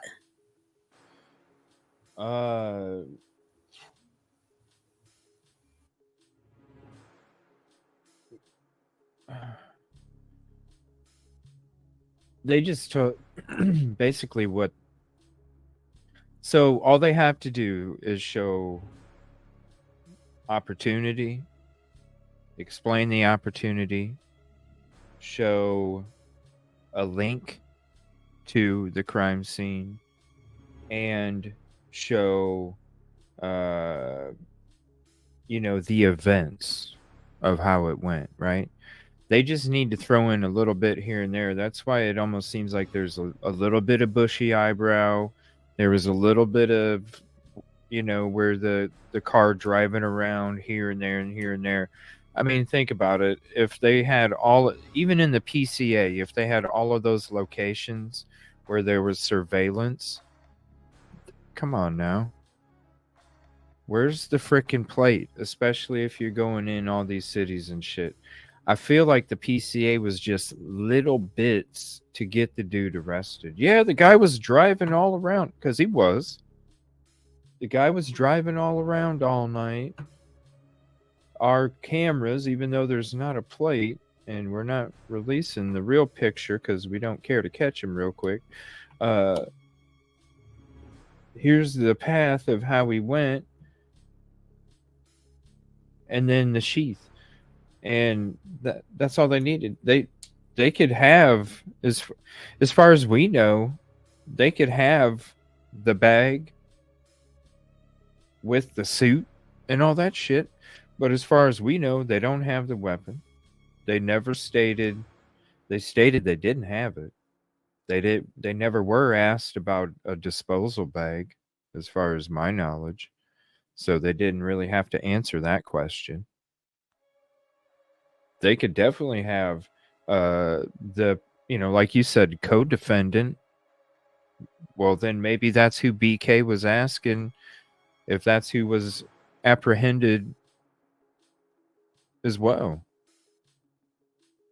So they could definitely, they don't. So like the PCA, instead of putting the quote possible co-defendant or witness in the PCA, which would then expose that part, right? They're just throwing in the bushy just to have enough to get the man arrested, but without exposing that star, which has got to be a star witness. It's got to be. So, yeah, they could definitely just put in that little bit and not even tell us that there was a star witness, because they didn't need to. They just needed to throw bushy eyebrow in there in order to get him arrested. Or informant. Yeah. Or that too. Yeah, an informant, yeah. Co-defendant, right? Exactly. Maybe he who says that he just didn't play along. Oh, gosh, that'd be a crazy ass. No, I can't see that happening, where some dude's just an informant playing along and then some shit goes down for real. I don't. He would have been apprehended before the crime even took place. What's up, Yolie? Hi. Can you hear me? Yeah. Hey, Hi, Unravel. I was going to try it on my computer because the phone is such a pain in the butt. Oh, is it? Yeah, go ahead. But I don't know if it's going to... Let me try it on my computer because... Yeah, go ahead. Okay, I'll try it. What's up, Orphan? How you doing tonight? Everybody else hopped in. Sorry if I haven't seen you. StreamYard is obviously not the computer now. StreamYard. It's deciding not to show comments here and there, so I don't know what's going on. I backed out a couple times. It's being it's acting up, but yeah, they don't. What do you think? It's an informant, or do you think it's my opinion? Yeah, like you think somebody was there that helped out, then switched and turned snitch? To an extent, yeah.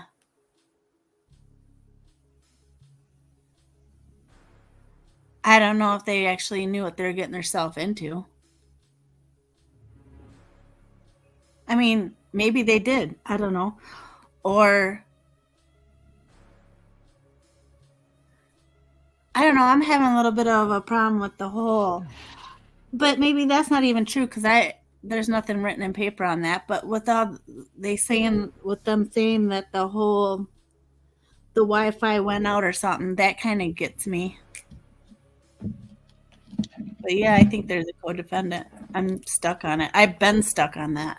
I think since we've talked, I mean, back in the day, I've said it. So you think the internet bugging out was on purpose? Oh, I did see that Unravel. I did. I have a video on that too. Really? If it was possible. I mean, I'm just saying because that's the first one of the first things we've heard. They have devices to do that. Oh yeah, the devices that it's like a 10-mile radius. It can totally knock it all out. Yeah, I remember that stuff. You could even get it on Amazon, right? Something like that. Yeah, you can make your own.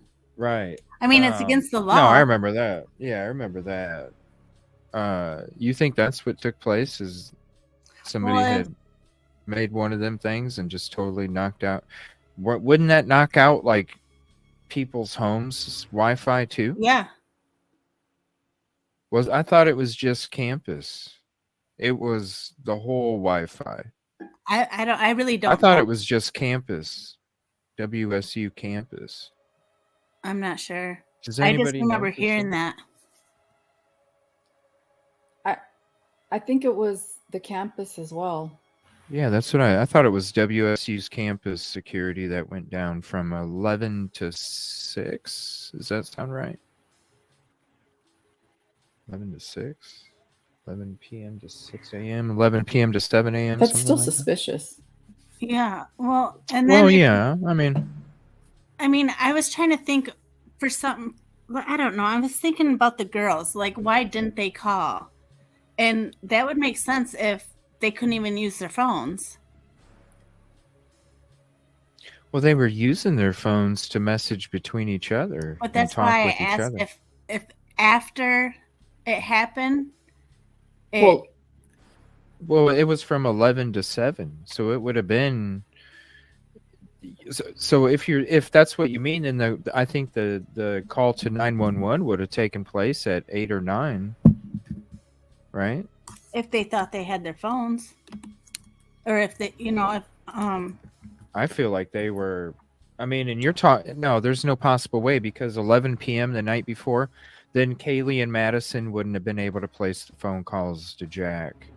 There would have been no contact between the two roommates. You know what I mean? Those wouldn't have been able to take place. I think they would have been able to call. I think it was just the campus security. Or not the campus security, but the WSU campus. Because then Kaylee and Madison wouldn't have been able to make calls to Jack. Because that was at 2:40 or whatever.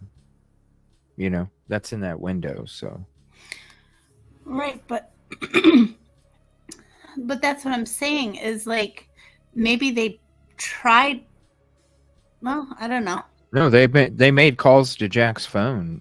There's I think because they were on both Kaylee and Madison's phones. They both tried calling Jack. I think it was like 7 times, 8 times total. They tried calling him. The calls were going through. They went through enough to where they knew that Jack didn't answer the phone. So the calls were even going through. True. So, but that was like at 2. Yeah, 2:40 something. But it would in that window of 11 to 7. Yeah. So, I'm. Well, that kind of cancels it out. I think it was just the WSU campus. I think Is that because that all had to do with Kopaka stuff. It was all Kopaka stuff when it come to the Wi-Fi being out over there. And plus, why would Steve be claiming that the Unaliver's Wi-Fi had connected to the Wi-Fi was connected to, he was claiming the Unaliver's Wi-Fi was connecting to the network, right? Right. So it would have Or had it was to, touching it. right? So it would have, yeah. I think it was just the. It was just the campus. The campus. And for all we know, they could have been doing some kind of update maintenance. I know sometimes Xbox, or even some of the games on Xbox, they're not available for sometimes 6-10 hours because they're totally doing updates and all sorts of stuff. So, let me see here. So this is the guy that's all in black. What do you mean, the guy in the tank top and the shorts? Who are we? Who's the one that's all in black? 2 minutes. Let me see here. Tracy said. Let me see here. 2 minutes. Carly Russell's still a topic, huh? Interesting. I'm loving having these breaking news updates coming across the bottom of my screen. I don't have to look anymore. Tracy, I'm trying to see Tracy. She sent me this video and she said to go to 2 minutes and something. And it says about the possible DoorDash. They point out who might be the DoorDasher. All right, so I'm going to let this play a little bit. This is at the 2 minute mark. And then they start putting arrows on the screen. So we're going to check this out real quick. This is Judgmental. And here's the link for this video. Definitely go show some love. And hit the sub if you're not. Only has 45. Definitely show some love. All right, here we go. Yes, so it looks like you actually dressed for it. Very few people. Okay, I can't see what's up here. I can only see what's down here. So this guy all in black. Are they talking about the tank top guy? No. This guy's standing right here. See how, can you see it on my screen? He's kind of looking towards the camera right now. You see my cursor? I don't know if you can see it or not. I don't. No? Here, let's see. How can I make it?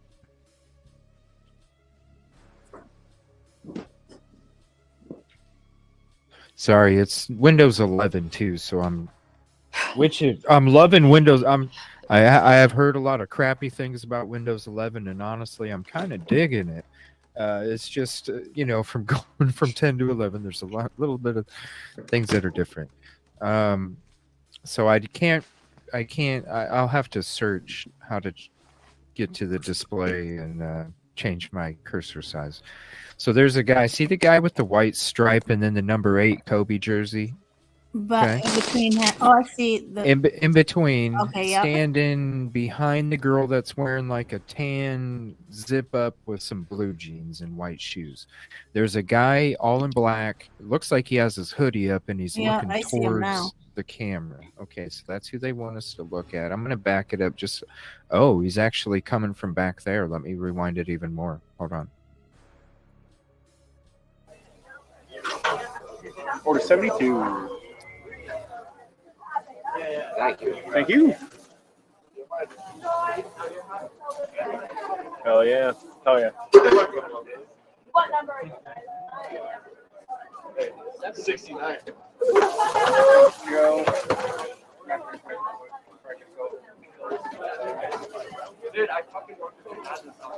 No way! No, you didn't. Is there a printer or something? Oh. Yes! Fuck around! Oh my God! I'll go back.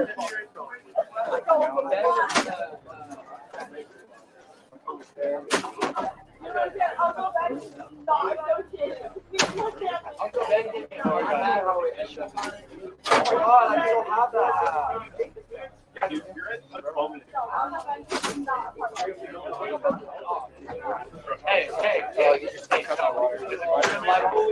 don't know if it's like this for everybody, but Huh?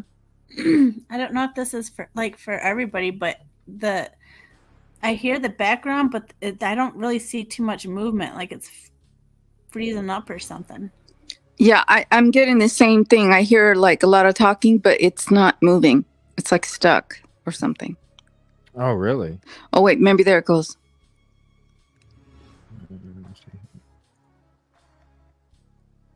Hold on. I know StreamYard's being shitty right now. I can tell. Because it's been like not displaying comments tonight. Here and there. Here, you know what?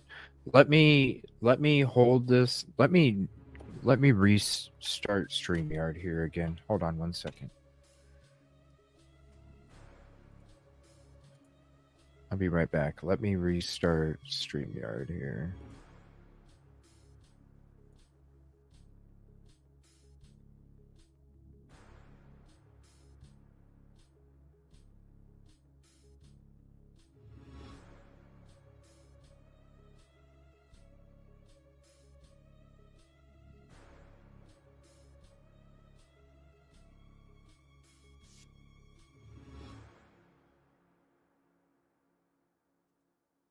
All right. Sorry about that.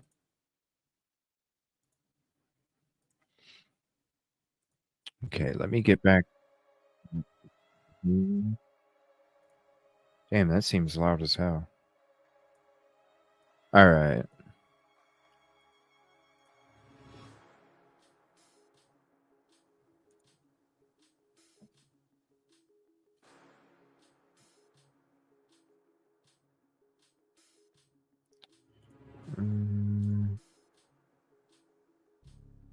One second. What is this? Edited version. All right, there we go. That's bigger.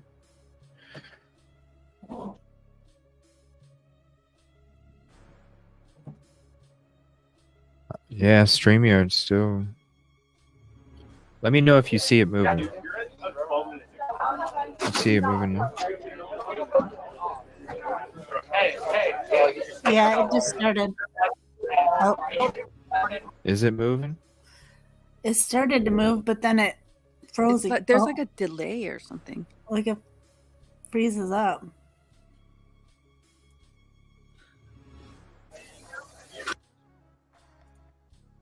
There, I refreshed it.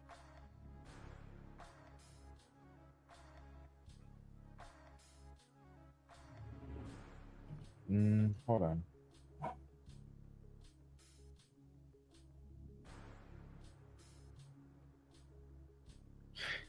I don't know what's up with StreamYard, man. I've done backed out 4 times. It's steadily just sitting there like that.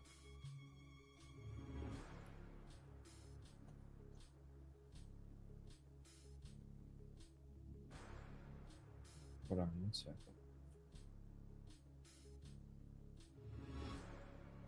Let's see if they have some kind of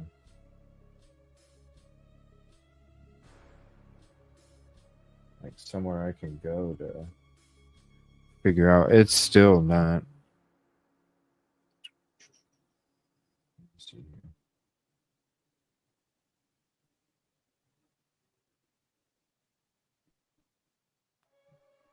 Give me 1 second. I'm going to try this again, and I'm going to see if this works. I'll be right back again. Sorry about this. It's got to work.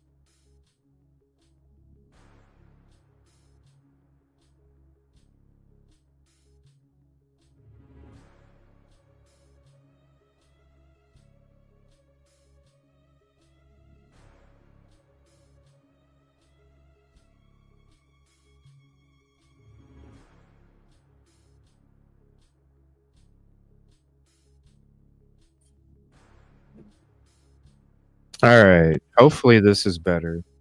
It already looks like it fixed it. So I just closed out all my browsers, everything that I had open, and started completely new Chrome with the StreamYard, and I think everything's okay. Sorry about that pause there, everybody. All right, so let me go ahead and screen share this, and hopefully it'll move. Order 72.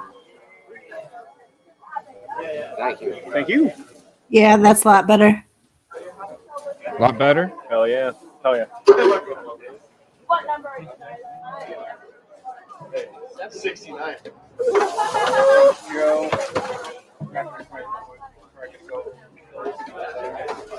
Dude, I fucking worked for that. No way! No, you didn't. Is there a printer or something? Oh. Yes! Fuck around! Oh my god!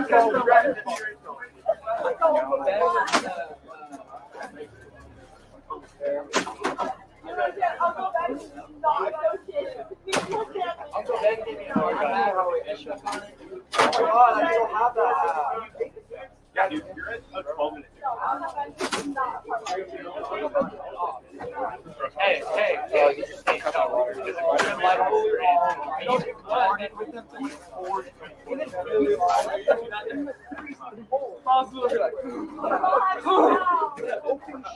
Well, I see that's where remember those two people that we were seeing in the background back then, Unravel? The dude standing with the Yeah. shit. This And is one around that same time period. That looks like where that bar's probably located at. I'm just gonna leave it on mute. It's loud as hell. We can always leave it without the mute in a second. But he doesn't look like he's wearing all black. It's brown with a gray hoodie, black pants. Is that the one? Is he the one that's walking from way in the back? That is. We did peep this guy. Remember the guy that walks from way in the back? See him in the top left corner starting to walk? Under my cursor. See him right here? Now he's coming in. He's going to be showing up behind the guy in the hoodie on the left. Now he's walking up behind him. I do see him now. I thought you were talking about on the right side. No, the left. You can see him coming up from way... We were... man, it still looks like StreamYard's from way back here. Because I think you were the one that had mentioned...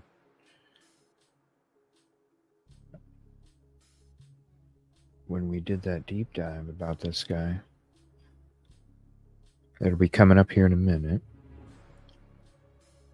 Let's see if I can display it. Here, we'll go large. Oops. Dang it.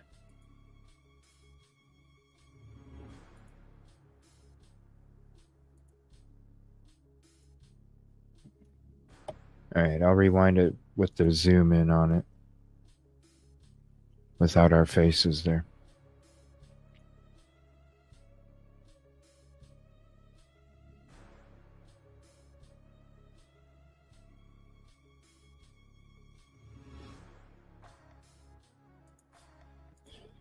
Yeah, we're watching for that creeper from the back. Now I guess they think he might be the DoorDash? Is what, or Tracy, you say DoorDash, or what's up, Nina? Tracy, did you say DoorDash or private driver? So that's supposedly him.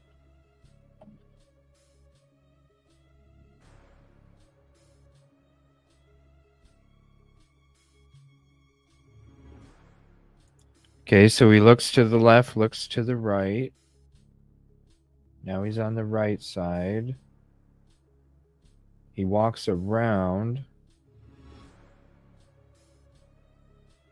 That looks like long hair.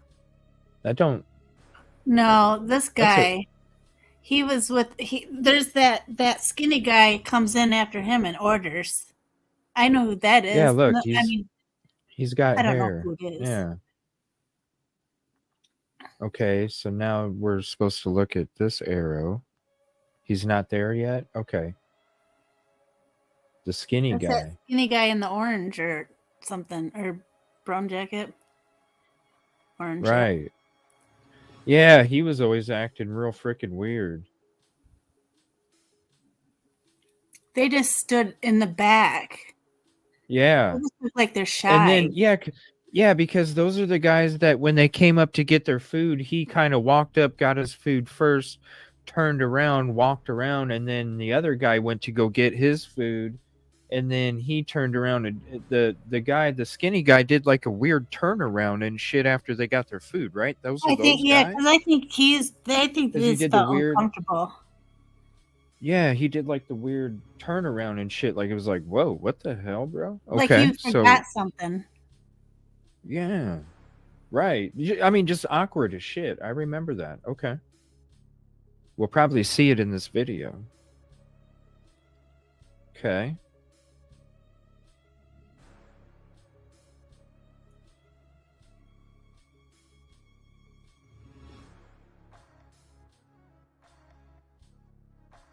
Okay, now this guy's. Yeah, we did peep these guys in the deep dive. They were awkward. They were awkward, but I don't think it is a McDonald's hat. But who says he? So what? He doesn't want to eat McDonald's. Who wants to eat McDonald's if you work there, right? Yeah, when he does this turnaround, you guys will see it.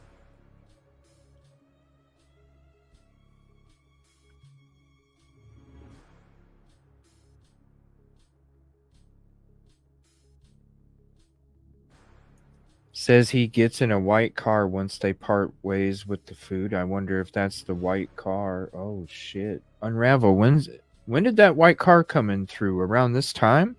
Remember that white car in your video? Where was that at compared? Whoa, there's something up above there. What is that up above? That's just that guy. Oh, no, That's it's the okay. No, it's the reflection. Okay. See above number 9 and see above number 8. There's that reflection in the window. That's what the thing is up above. I was wondering what that extra screen was up there. Okay, hold on a minute. 1 second. I'm going to go back to here. Oh, man. I love Grub Truck deep diving. You just find so many other things. Okay, so now they're standing back there. We're going to see some kind of headlights pop up here. What are they trying to show us?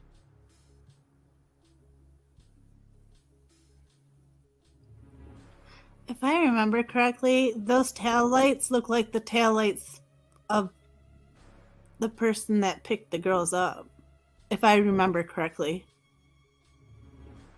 Okay, so it's hard to tell. Okay. Do you see the double tail lights? Yeah. Here, let me get rid of Watch when the it. girl Won't get rid of the up. name. Let me rewind it so I can get rid of the name up there.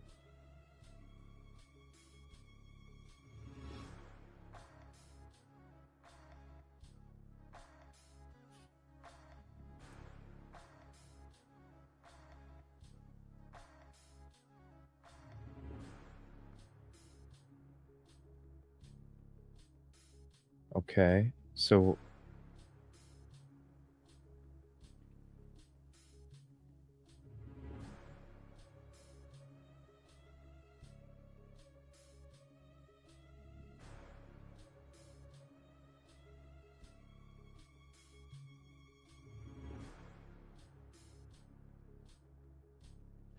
what are we still watching here?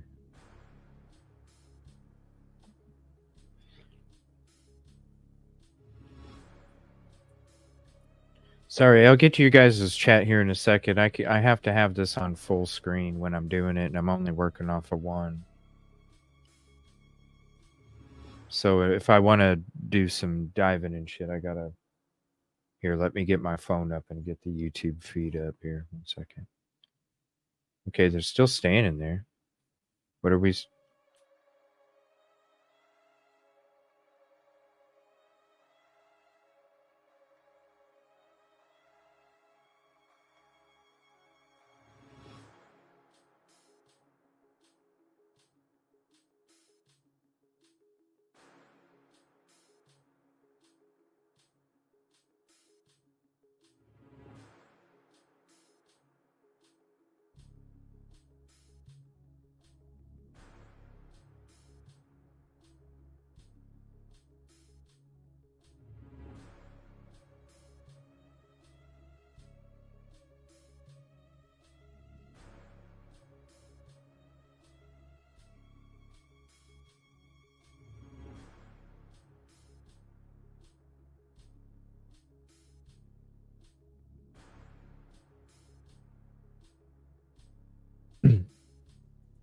One thing I need to do when I go there is I need to walk this frickin' thing with a camera and just see exactly what the exact layout is of this. I'm gonna order some damn food from the Grub Truck too. I'll be on Twitch doing it so that people watching me on Twitch can see me on Twitch streaming their shit.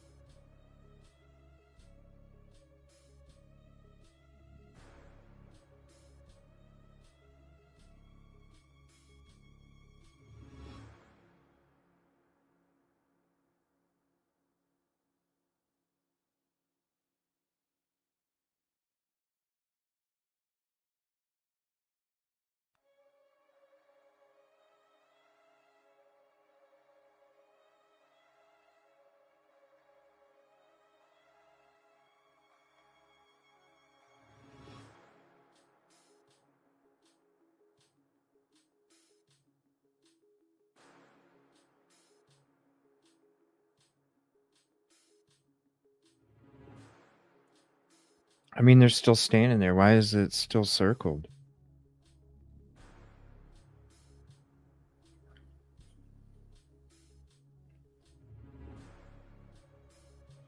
I already know the danger of everywhere I go, trust me.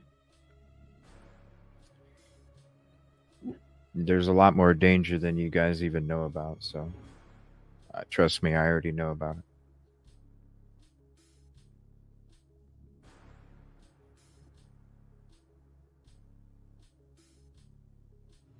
They're talking to each other? Okay. I mean, we dug into these guys for sure. I remember it. I'm trying to see where... And I appreciate Judgmental. They have a lot of great documents on Twitter. I've been following Judgmental on Twitter for a while.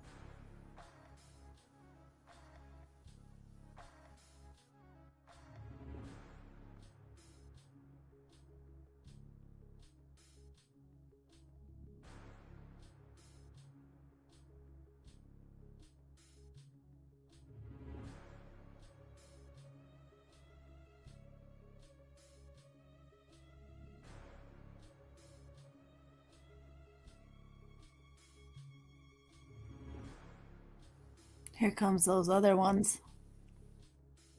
Do. Yeah, because that's when Joe starts acting weird as shit. The drop pocket hand switch.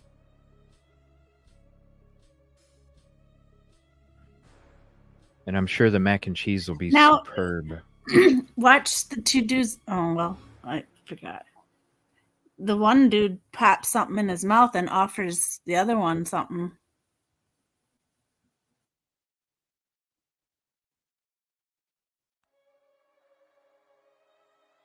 What do you think? Both of them might have did it together? They don't I look don't like know the what I type think. that I could just do think some shit like that. they're Either one definitely of them. strange. You know what I mean?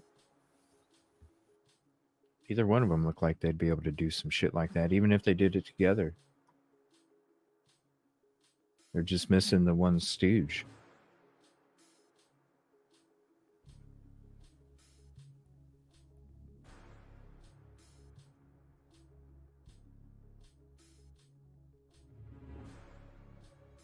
You got Larry and Moe. Or Curly and Moe, I mean.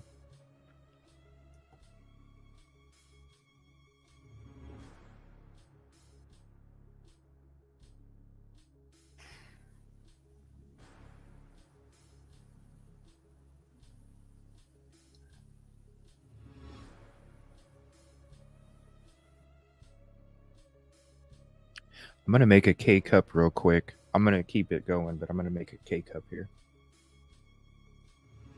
Oh, he just popped it right in his mouth too, just now, and he's about to offer the other guy it. There. Son of a bitch, I was just about to make a K-cup. Hold on 1 second. Let me rewind. I'm sorry, but he just popped it right in his mouth, bitch. whatever it was. It You're could good, be a you're piece of gum. I don't know. You're good. Swatch. Bam. There we go. Joe and Idaho sweater girl.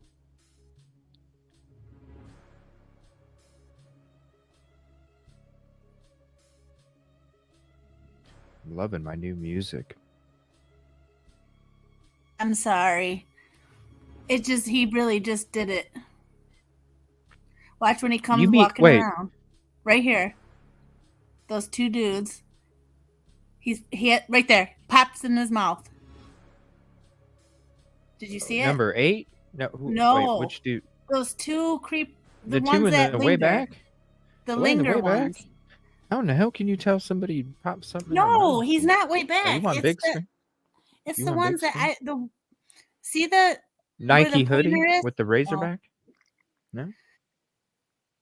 The gray sweater. The light gray sweater. Yeah, with the black coat or whatever. Yeah. The Nike sweater. Yeah. His boy comes walking around. Just watch them real good, because he'll do something. He'll pop. He'll pull something out of his right here. Okay. He's gonna pull something out of right there. Boom. And then he offers his friend something, whatever it is. Oh, right there. He offers it and he says no. Nope. He shook his head no. Yep.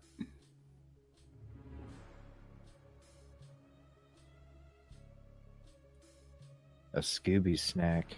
It That could sounds be. damn good. That sounds damn good. I need a Scooby snack. They got to make some, right? I could have like human Scooby snacks with coffee. That sounds great. All right, let me make this K-cup real quick.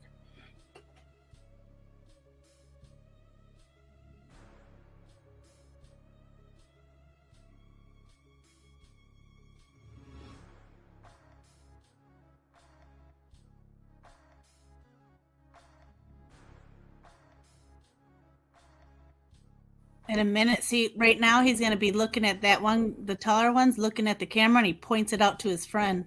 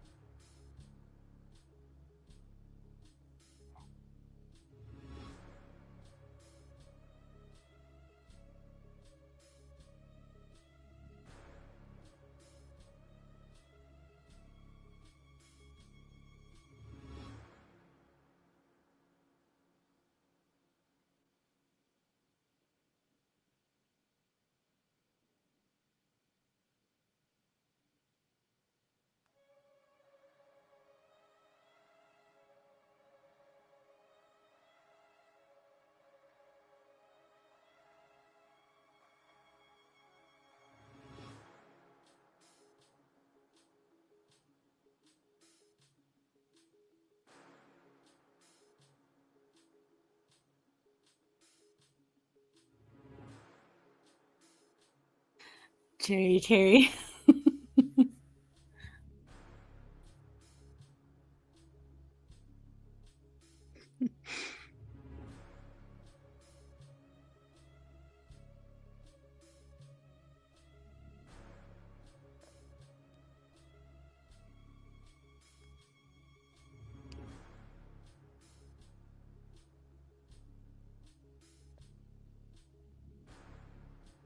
All right. So did I miss anything in the last 2.5 minutes? I don't think I'm back from my Terry's K-cup. comments. Oh, okay. Not on the screen. All right. Let me check the comments here.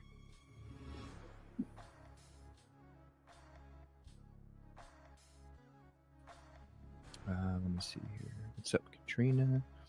Graham Cracker Dog Bones.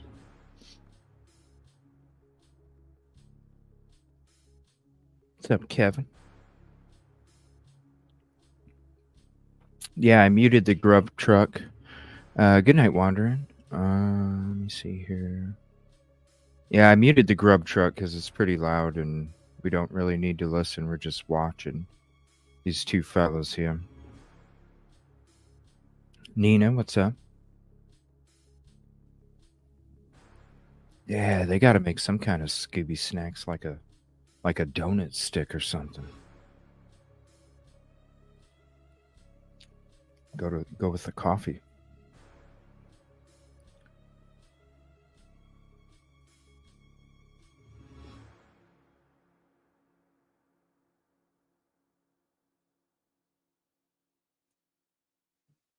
Oh, those are the iced oatmeal cookies.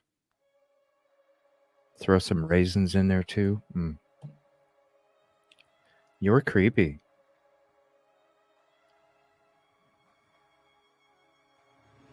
I need to get some video editing software so I can do some cool shit like this too. You do some cool shit, Unravel, with your videos. Thank you. Yeah, you do, Unravel. Yeah, you Appreciate got some that. good videos. All right, so the guys split up. One goes one goes the other. I mean, they didn't come together either, though. No, they did not.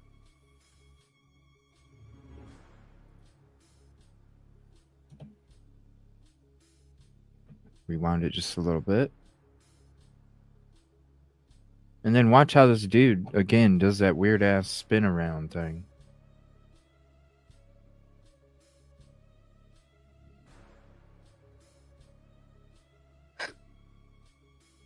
Yeah. Like a lost puppy. Like I a lost know. puppy. I actually feel bad for him. And then he did another twisteroo. Yeah. Like, what was that all about? So what?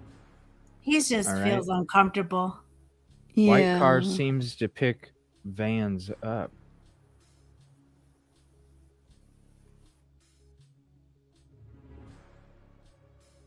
Okay.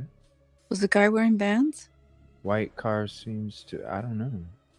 I mean, that is about this. That is the time that really? white car's showing. Hold on a minute. In the top right? That is what. Okay, so when he's walking, Yeah. yeah, that's when the white car shows up and creeps a little. On the left or the right? Because you were Where- showing one on the right. Yeah, it's on the right. It's on It's the where right. the yellow jacket is, or the orange Okay. one. Okay. It's about it's the timing.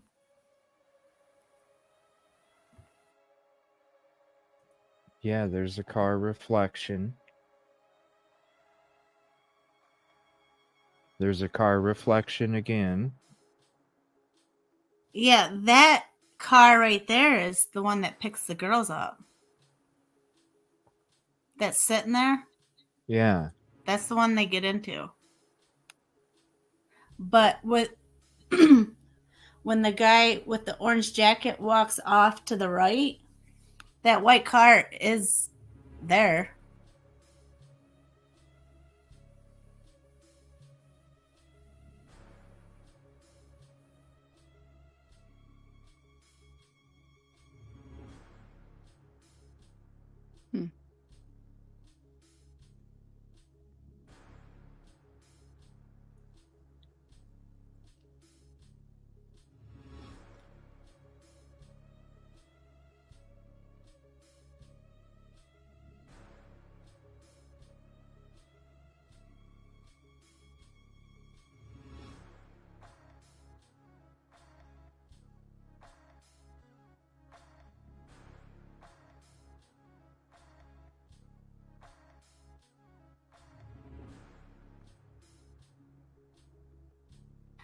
I'm just confused on why the left side was circled.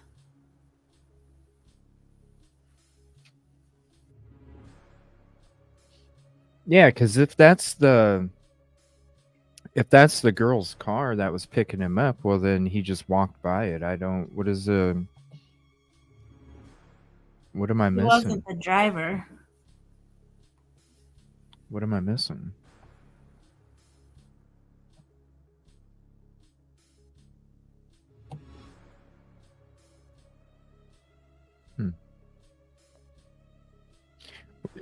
Am I missing something in that video?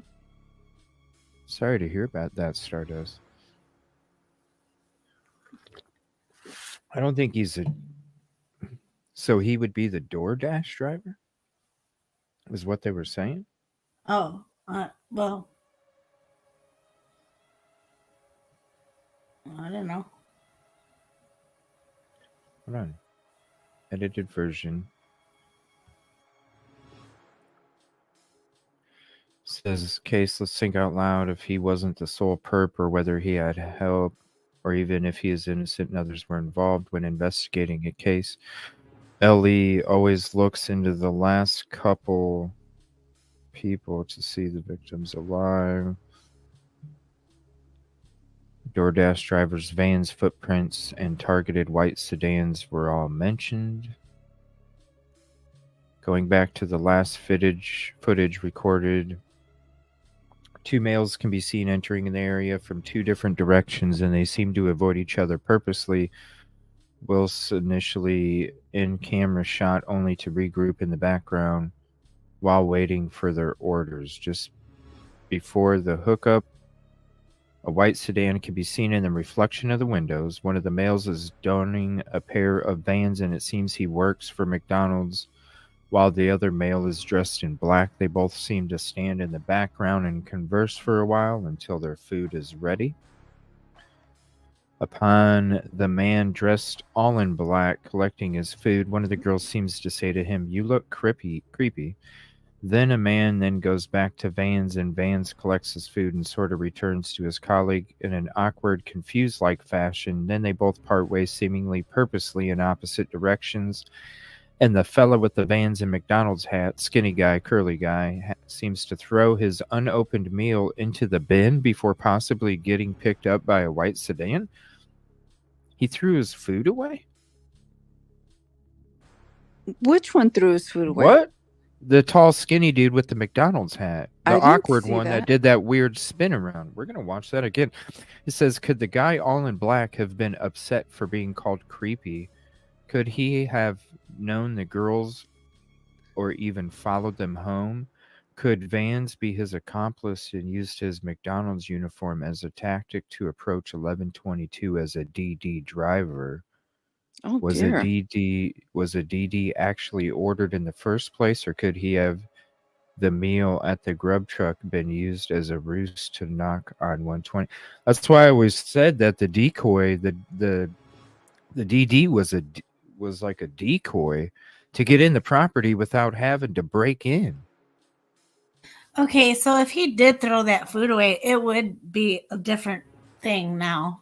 We have to watch that again. Oh my God. Think about it. Think about it. Because think about it. Those girls, I'm sure they got shit ordered all the time. And you're not going to think that some dude's out there waiting to come in and commit a crime like that. You're going to be like, oh, cool. Somebody brought me some food. I'm going to go ahead and get it. You unlock the door. You go to pick up the food. Swoop. There's your entrance. Like I always said, chilling in the background in the trees. DoorDash was a freaking distraction. Right in. You don't have to break in. That's even more strange because that white car pulls up then. Man, we really need to. You almost need to dig deep in this Grub Truck. We're going to be getting in. We won't have time to do the body cam will be its own episode. I promise it'll be the next one for sure. because I'm going to be doing both of them, but they're going to be separate, the Grub Truck and the body cam. But tonight I was going to introduce a little bit of it, but this shit's really freaking interesting here.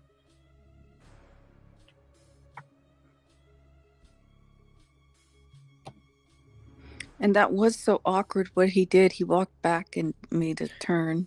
Yeah, it's like something I would do. When we deep dived it, we were like, what the hell? Like both of us were like, dude, what? But I never remember seeing him throw something in the trash bin. I don't either. Do you have a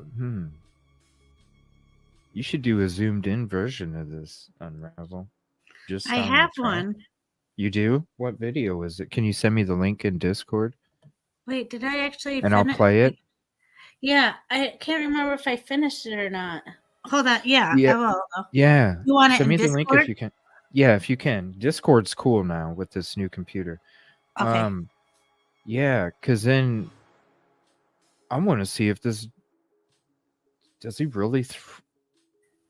If he throws away his food, that's kind of weird. That's... Yeah.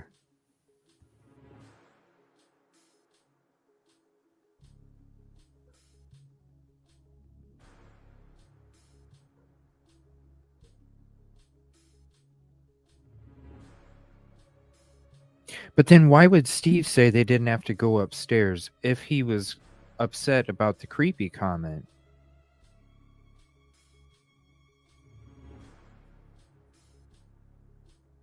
Right? Yeah, I mean, I don't know. Steve could have said a lot of things, just because he was upset. Like they didn't have to go upstairs. It could mean a number of things. Yeah. Let me look at that, Kelly. That's a good question because I believe they did. Let me pull that up in a second. I'm going to look for it right now. And was that guy wearing a black jumpsuit type thing? The one that they called him creepy? He's wearing all black, but what I thought was a hood at first is not a hood. It's his hair. What's up, Doodlebug? Let me see here.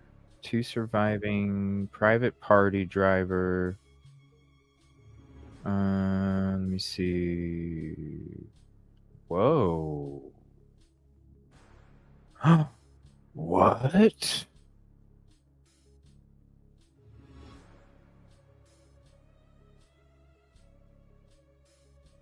Hold on a second. Hold on a second.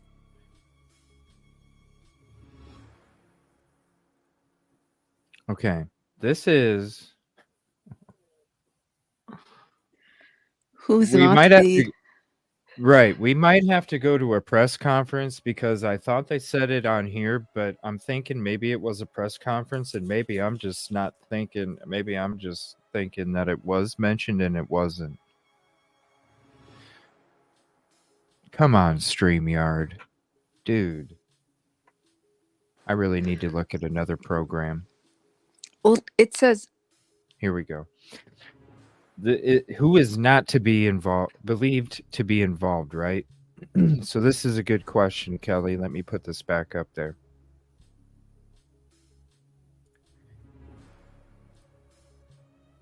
Because I thought they did say something about it. Maybe it's in a press conference, but look right here. Who is not believed to be involved? Here's the website, King Road Homicides. I've never right seen... here. Coming from their website. Who is Didn't I not... send this to you? Caddy actually sent it to me a while ago. But I'm sure there's been a bunch of people sending this to me too. Yeah, but they don't even name names. I mean, it's just but they don't have to. Listen, but they would have said, DoorDash, right? They never said DoorDash. That's what I've or been not telling DoorDash, you. food delivery, whatever. They just mentioned private driver that picked up the girls from the Grub Truck and took them home. Yes. Kelly brings up a good question. 2 surviving roommates. This is not believed. 2 surviving roommates. Male in the Grub Truck surveillance video. Well, which one? I know. That's what I was going to say. Okay, They just right? say male. Well, Private it's Jack. party. Probably Joe or shit. What's his name? I mean, we The guy shouldn't have that to be owns it. guessing. Jack. Private party driver. Okay, yeah, Jack, but really it just says male. Private party driver who took them home. The male that Kaylee and Madison called numerous times.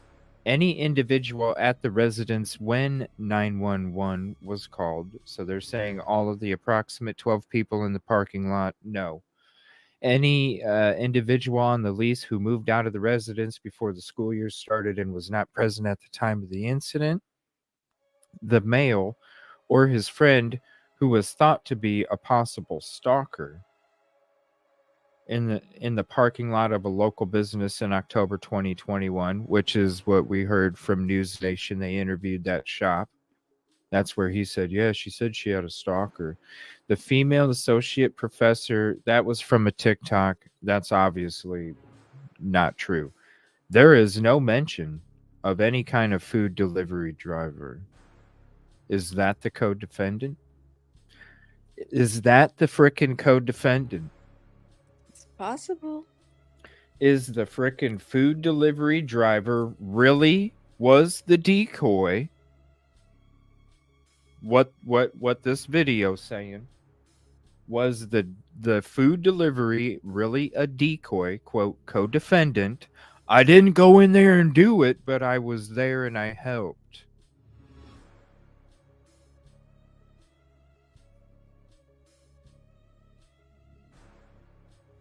Is that the co-defendant? Boom. Is that why they had to hurry up and get rid of it real quick, like you said, Unravel? I love it when we all just throw everything together in the same pot and we just start stewing it. Man, this is good shit.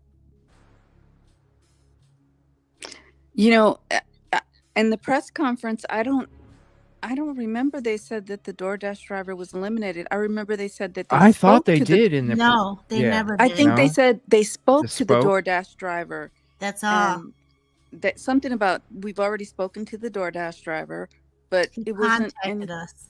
Yeah. You know, yeah. I need one episode where we watch all the press conferences anyway. Sent you the list of people they already cleared. Actually, it's in the PCA.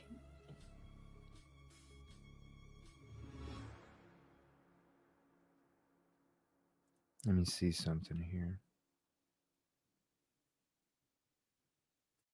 I didn't get anything in Discord if you were sending it to me.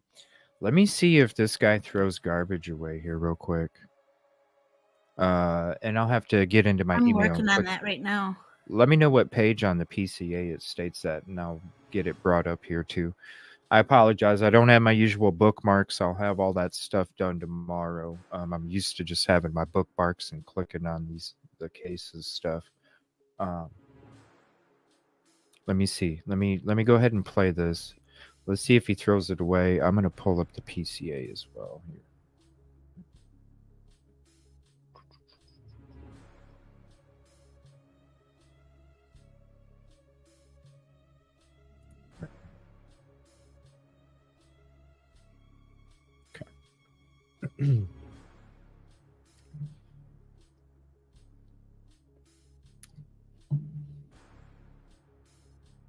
Does he throw it away? Okay, he's carrying it.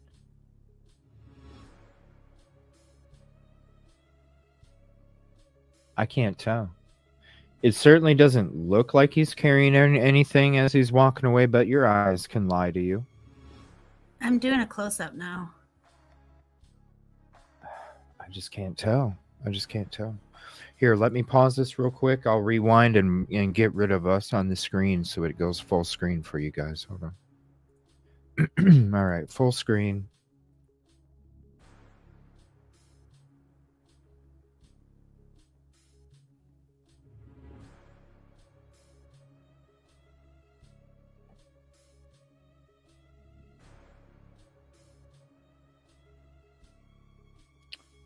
I don't see it still.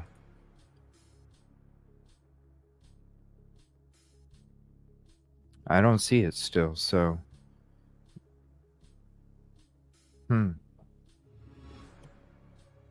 Something's weird.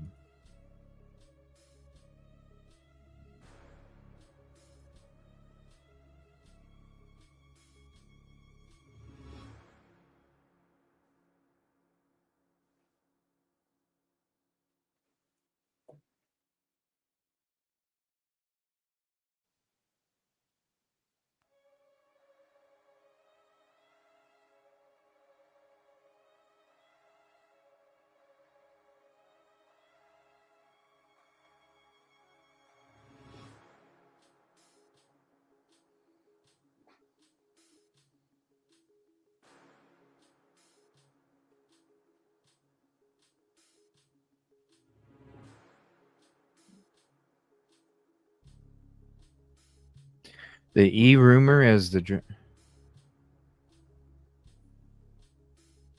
Whoa, what's going on in chat? Sorry, I had it on full screen here while I was looking.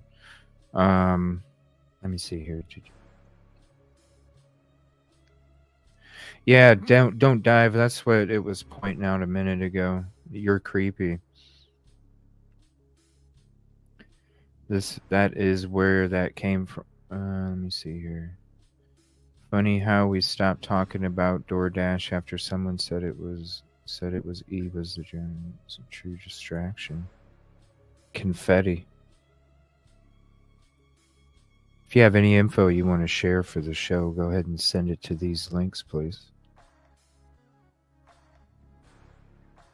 Yeah, I mean, but that Jack in the Box, we all did. You know what I mean? We all did. But really, if you look deep at the picture, you'll see there's like definitely old items next to it. So it's like, maybe it was an old bag. It definitely doesn't look open, right? But who knows? But who knows?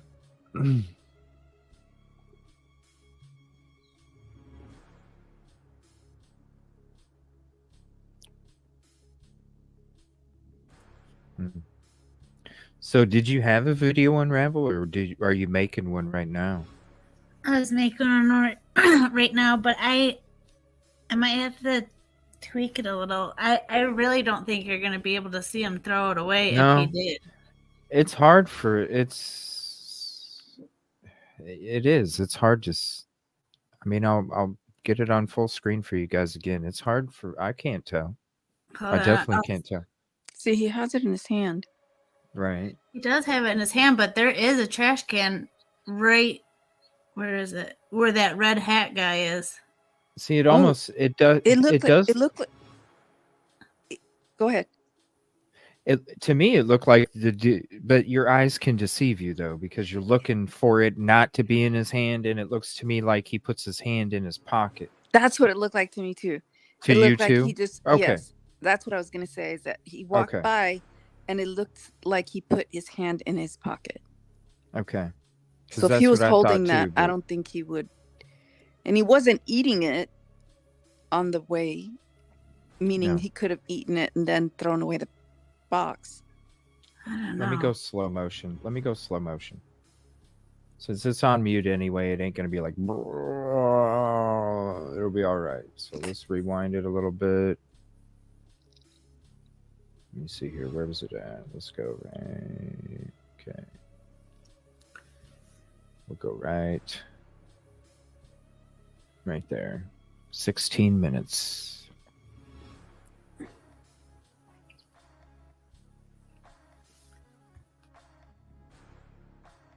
If you guys want it blowed up again, let me know and I'll get rid of us for a minute.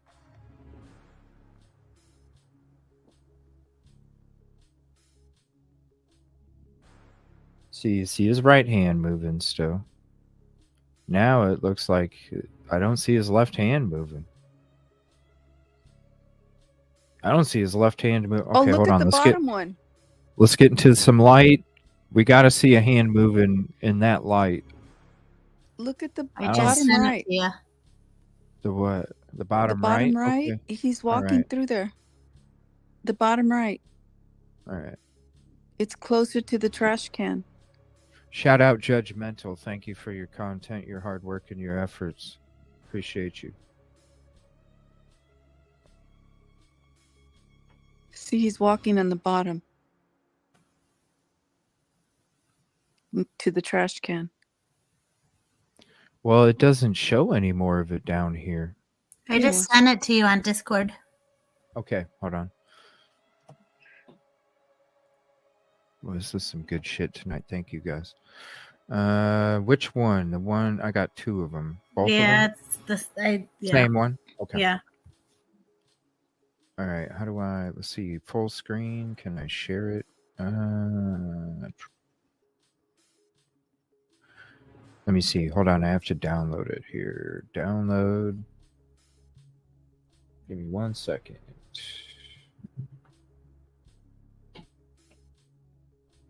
Okay. Open. Copy. Oh, gosh. Windows 11. Okay. Here we go. Copy and paste is different, y'all.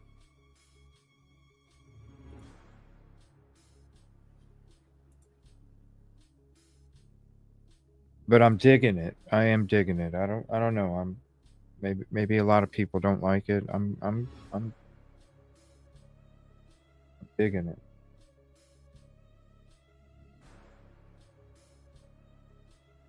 It is a little weird though. Okay, so let me screen share that real quick. We'll stop screen sharing this.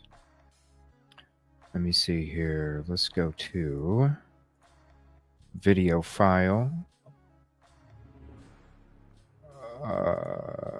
Yeah, here we go.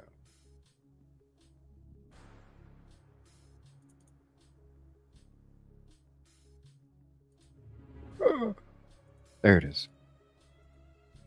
It's a process here. Just bear with me. Yeah, but not 22. Love it. Very pleased. All right. How do I go to full screen on this thing? Hold on. Solo, full layout. Okay, there we go. Thank you, Unravel. Appreciate it. Let me get rid of this. Hold on 1 second. No problem. But I don't know if we're going to be able to see it, though. See, there's a bucket behind the red cap guy, too. I don't know if that's trash or not, but I think it is. He has the white he has a white box right before he gets to the guy with the red cap. Yep. Correct. But his jacket kind of blows a little when he walks past it. Okay, we're not going to be blocking the screen from here. Shout out Unravel. Thank you for this. All right, so let's... I can't slow it down. Can I? No. All right. You should be able to on the screen. No, it just goes full. It won't let me... on the screen share with the video, it won't let me slow it down for some reason. I can make a... Only on YouTube, I think. Hold on. I can keep doing this. Let's see. It's so hard to tell. You almost need a zoom of a zoom, you know? Like... I was trying to do that, but... Yeah? Like a... But then I'd have to keep moving it. Hold on, let me figure it out. Yeah.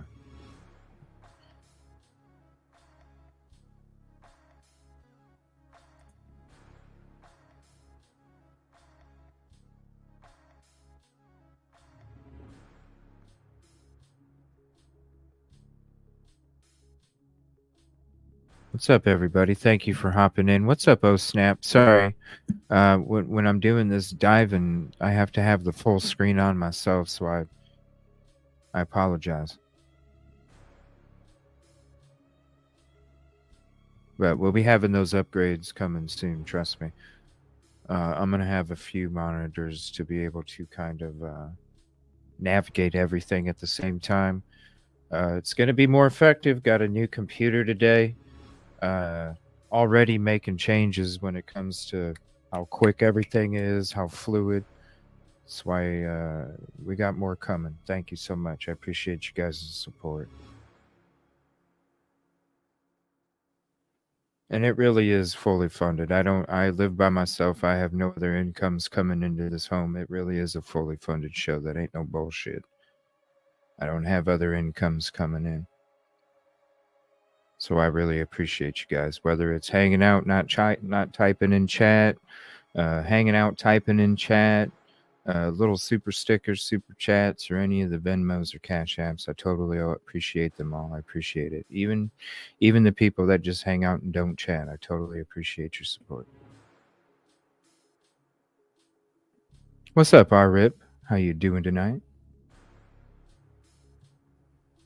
Well, that's part of being able to be available for whatever, like, at the last minute. You know, say if some crazy thing happened, 10 hours away, I have my go bag ready to go, and I could literally be out of the house in 30 minutes on location to whatever needs to be covered. That's part of it.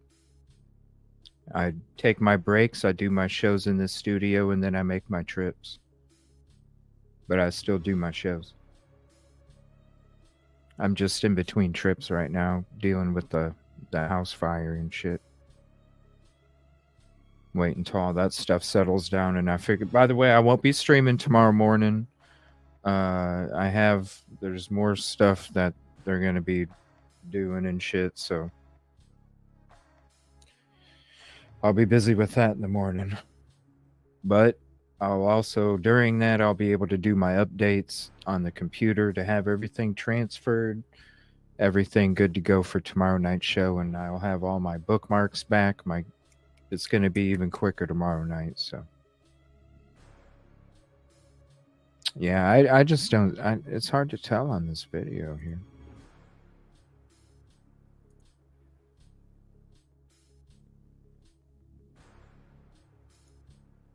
I'll kind of keep rewinding it here as it goes by.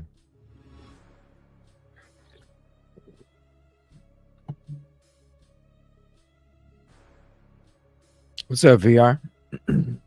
Excuse me.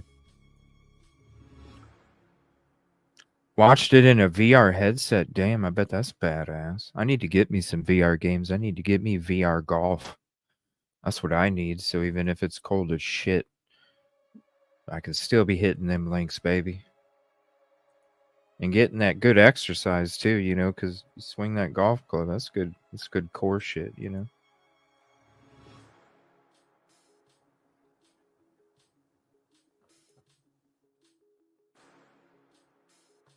Oh, he's got a white food container here. I'll switch to the other video here in a second. Here.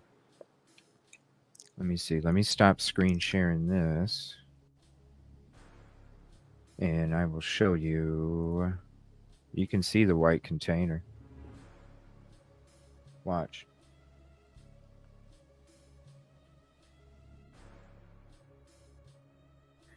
I don't know, man. It's hard telling, isn't it? See? Oh, I don't know. There's the white container. She might be right. Does he have gloves on? I don't see gloves. No. Okay. No. He doesn't have gloves on. Okay.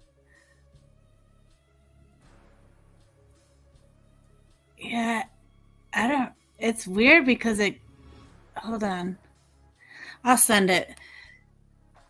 It's just real quick, I didn't spend very much time on it, but I don't know. It almost does look like his hand does. I don't know though. Like he puts his left hand in his pocket, right? What I thought I seen, it almost looked like his hand swung a little bit back. He might have put it in his pocket after. Hold on.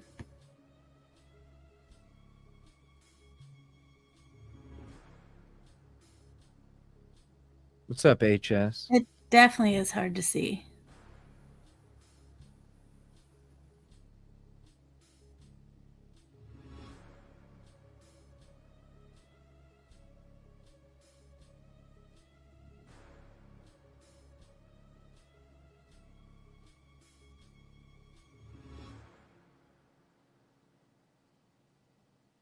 And you can see the white container as he's walking right in this top right camera. Right there. See the white container with the light reflecting off of it? Yeah, I just sent it. Okay, let me see here. What's this one?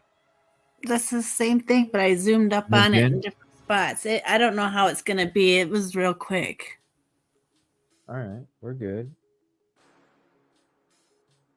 Okay, done. Let's see here. Okay, hold on. Let me save it. Let's see. Oh, Windows 11. I love you though. Jeez. Copy and paste is a mother.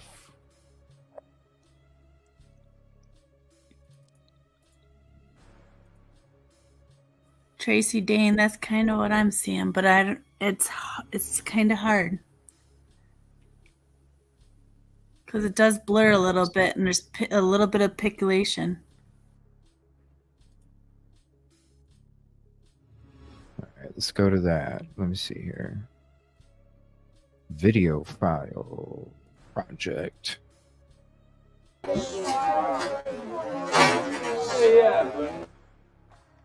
Oh, hold on. Hold on. Let me get rid of us.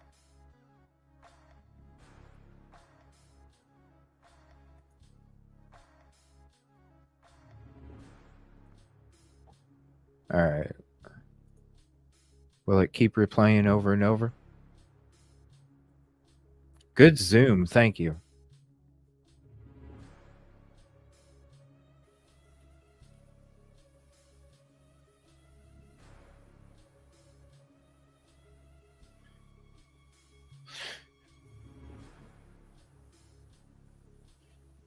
Oh, I have to hit play again. Sorry. White container.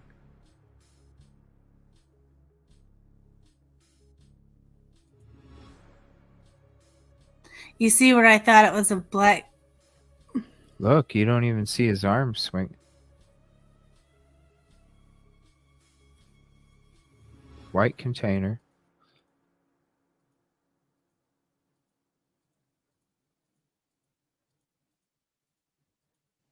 He looks like he turns around toward the bucket.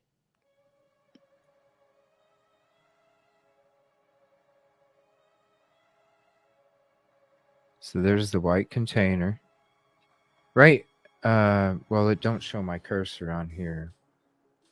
Yeah, it looks like after he passes the garbage, to me, it looks like he puts his hand in his pocket. Well, the guy in the red hat too. Look, I zoomed up too much. He does turn and look at him. He's looking down now. And the guy with the red hat looks at him. Yeah, he does look at him.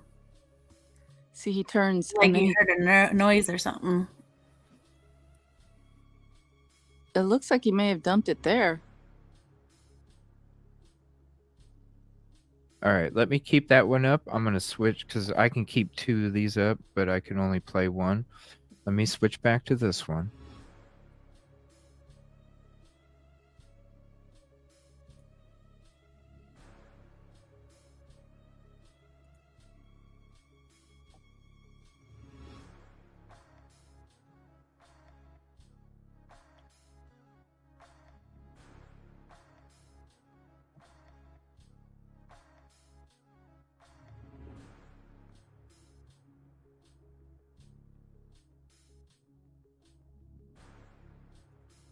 Let me go back a little bit more. I want to see how his left hand is moving as he's walking. I want to see how much that hand swings.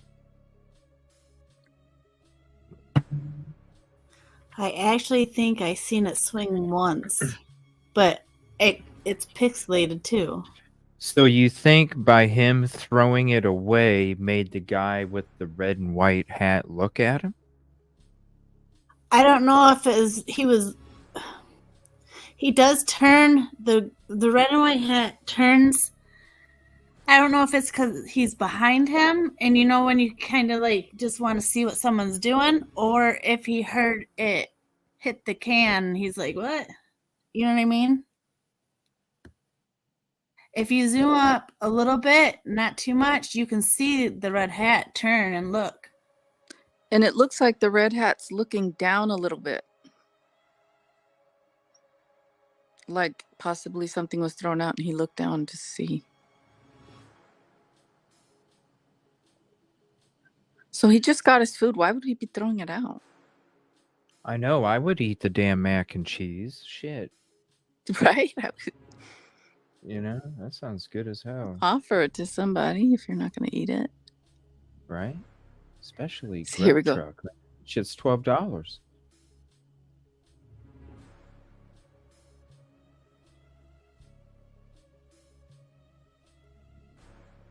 All right. I don't see Red Hat looking at him. Let me rewind it some more. Can I you don't see zoom Red a Hat. little? I can get that other version. See, I couldn't see it too much in the zoom. I mean, here. can you zoom up a little? Not too much, but look.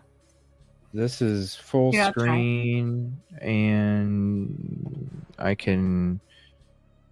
Let me see here. 1 second. Let me get rid of us. That's as full zoom as I can go. I think it's the same, pretty much, with or without us in it. Yeah.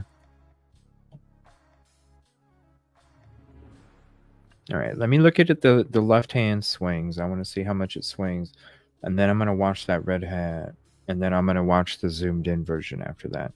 I might even watch the medium one that we watched before you made that extra zoomed in one too. Maybe go from far perspective, a little bit closer, a little bit closer. Oh, you'll see it there. That's where I noticed it at. The one in the middle, the middle one? The first one I sent you. That you sent? Okay, yeah, Yep. yeah.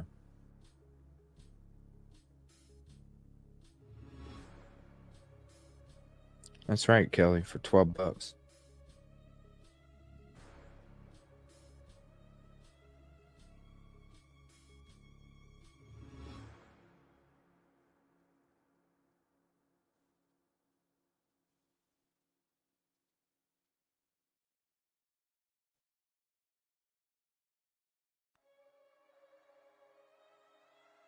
I'm not sure why you keep putting song requests in chat, Phantom, for like multiple nights in a row. I don't understand. All right, let me see here. I keep seeing the food container coming up. Where's? I'm gonna have to jump down.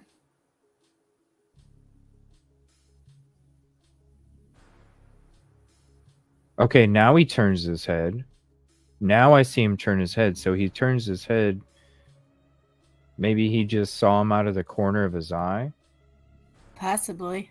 Maybe I think he just seen him out of the corner of his eye, and he just naturally, instinctively, just kind of looked over. And because if he was like looking at him for throwing it in the garbage, he would have looked at him a hell of a lot sooner than that. He's damn near by the other garbage can when Red Hat looks at him.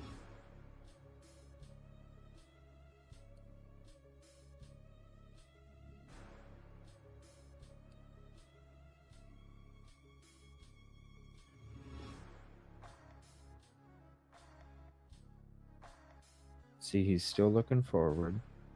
He would have already thrown it away by now. He's halfway in between. Okay, halfway in between the garbage cans, I suppose.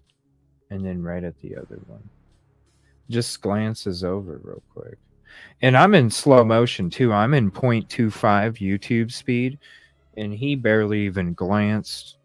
I'll go full speed. He just barely even glances. I think it was just out of the corner of his eye, honestly. So this is full speed. And I think he just kind of glances because he got in his peripheral. And thank you for hanging out with us tonight, Unravel. Thank you for these edits, too. You should definitely throw something together yourself. And post it. Okay, here he goes. Just glances over real quick. Yeah. Peripheral. I don't know. I think if it would have been like, damn, you threw your food in the garbage, he would have heard it, which would have alerted him that the garbage was being or the food was being thrown in the garbage, and then he would have instinctively looked right there.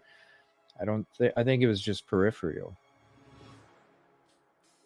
Now, when it comes to all the other stuff that we're talking about, whether dude threw shit in the garbage, these vehicles, no, we need to look more into that. I just think this is a peripheral kind of thing. Did he make any kind of movements? I guess I'd have to look at that too, because he was over on the other side, because he's wearing the Diamondbacks jersey, right? Isn't he Diamondback jersey guy? Yeah, he's Diamondback jersey guy. Yeah, right here on the right side of the screen. So he was actually over here, and let me go back to it. He was actually over here earlier. Where's he at? I'm gonna jump down, okay? Yeah, thank you for hanging out. I appreciate Thank you so you, guys. much. Bye, Unravel. Bye.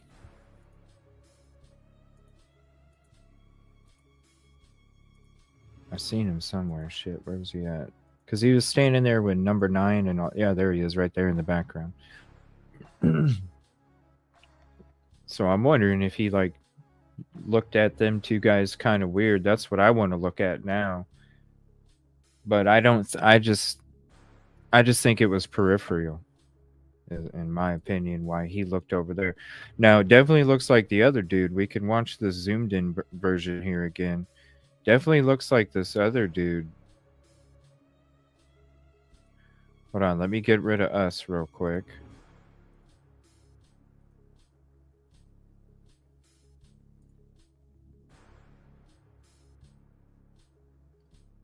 I don't see any. I don't see a food container after that. Nope. I'm just saying. But I mean, he could have taken what was out of the food container, and maybe it was something else other than food. Well, it's got him going up to the window. He's got to have it ordered, so it's a good idea. Hold on one second. I'm gonna play the audio. I'm not sure if it's gonna be. What's up, Patricia? I'm not sure if it's gonna be loud or not. So just a heads up. But I am gonna play the audio of it, and we're gonna see if we can hear what he ordered. If not, I'm definitely gonna be going into the Grub Truck, the actual Grub Truck, to see if it is. All right. Hell yeah! Hell yeah! Let's see if we can hear what he orders. What number are you guys? 69.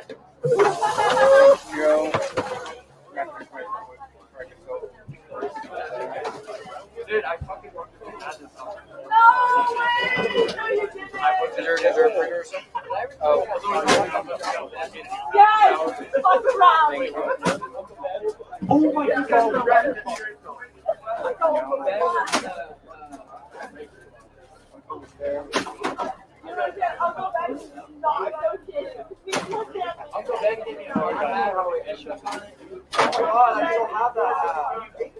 Yeah, dude, you're at 12 minutes.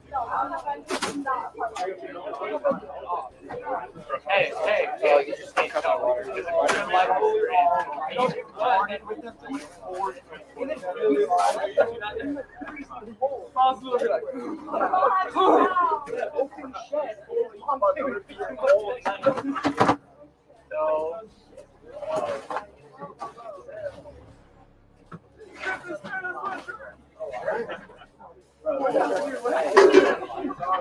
How are you doing? Good, how are you? I'm doing extremely well. What sounds good? After these six Carbonara. tacos, what do I have? One Mac of the week is $10.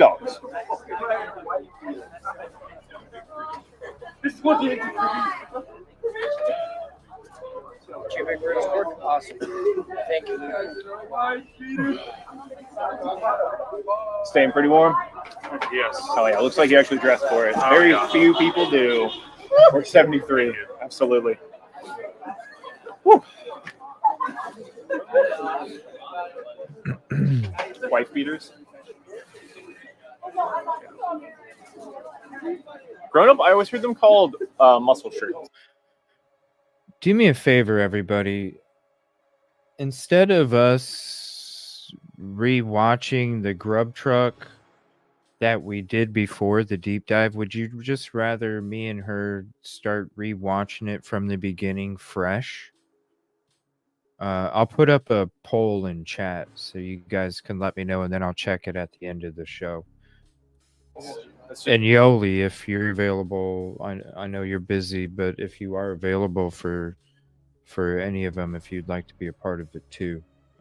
Please do. Okay. That's what I always. Let me see here. Let me put up a poll here. It's for them to get called. How you doing? What's he ordering? Extremely well. What's all good? All right. Done. 5 cheese, bacon, and we'll throw. Nick, do you see the burrito? Yeah, you got it. 5 cheese bacon, fried egg on it, and then a dessert burrito, $15.50. Currently, we're looking like a Good night, 13-minute Kiki. take time. Is that okay? How much time? 13 minutes. Okay. Love it. All right, let's see what he's ordering. Dessert burritos in there. Oh yeah, there you go. That's a positive attitude, and I like it. All right, 2 of each taco, or 2 pork tacos. What are we looking at? $4.74. Thank you. It might be reported you can't synonymous for an undershirt after. Oh, okay, interesting. How are you doing? Can I do the Chipotle add chorizo? Yeah. The what?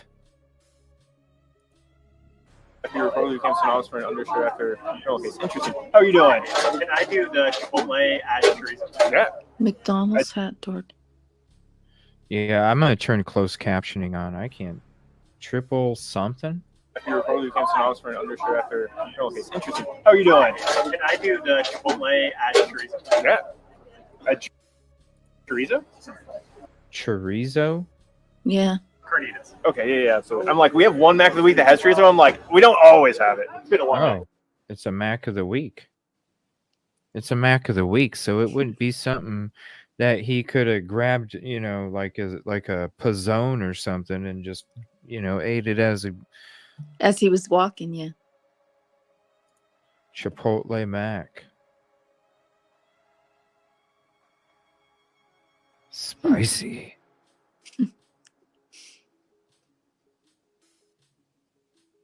Triple plate. What's up, Peaches? Yeah, triple something. But it could be Chipotle, right? Triple. Chipotle. Triple. Chipotle. Triple. You know, it's got the same syllables to it. No, of course it's not like a sandwich. That's what I'm saying. It's not a pizzone. It's not a pizzone. It's a Mac of the week. You got to eat that shit with, you know. You eat it. I mean, you can eat it with your hands, but it'd be messy as shit. Probably hot too. So you got to have a fork or a spoon. Yeah, that's weird. Why would he throw it out? If he did throw it out. So that's what he ordered. It wasn't a hot dog or a corn dog. It wasn't a funnel cake. It was Mac of the week. I'm wondering what the... I don't know. I'm starting to get into conspiracy theories. No, like the Mac of the week, maybe that's a code for something like... The carbonara? The carbonara code? Wasn't there something on the stream that was the sound? Remember? What's that? There was where they the donation audio shit? Yeah, something like that. Yeah. Yeah, it was all stream. That's when we started doing the deep dive, because that's what I was telling everybody before. When I did the deep dive back in December, early January, I always had the audio turned down, because when people would be typing in dumb shit to have it, you know, it's like cool to them, but it's just immature shit. It's, you know, it's annoying. So when I went through the deep dive, we only had the audio playing when the girls were coming in and out. And sometimes when they would have like the audio coming through, I would just mute it. But this last time when we did the deep dive, I let that shit play. And that's when I started realizing what I call the group and how disgusting it was. Yeah. Yeah. And then because he said the chorizo, and then the guy says, well, we don't always have it, but we have it today. Oh, sorry, Sherry. I got distracted here. Let me do that poll. I don't know. It definitely does.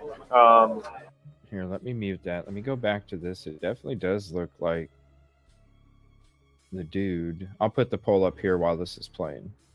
It I don't know. It just looks to me like he's not carrying anything after he walks by the garbage can. But it is so hard to tell, even with the zoomed in. Let's see. Create a poll.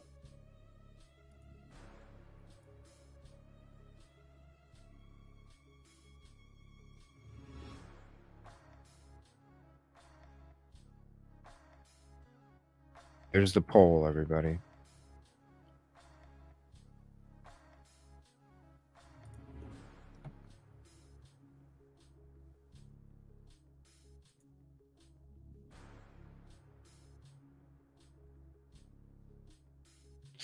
Oh, interesting. This is why I love having these updates right away that come across to my computer, because I want to watch this. Oh shit, what time is it?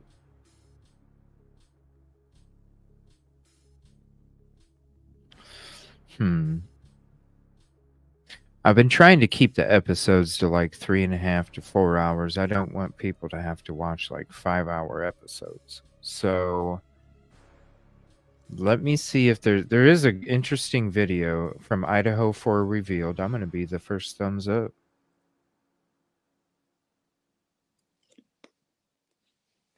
Are we going to watch it?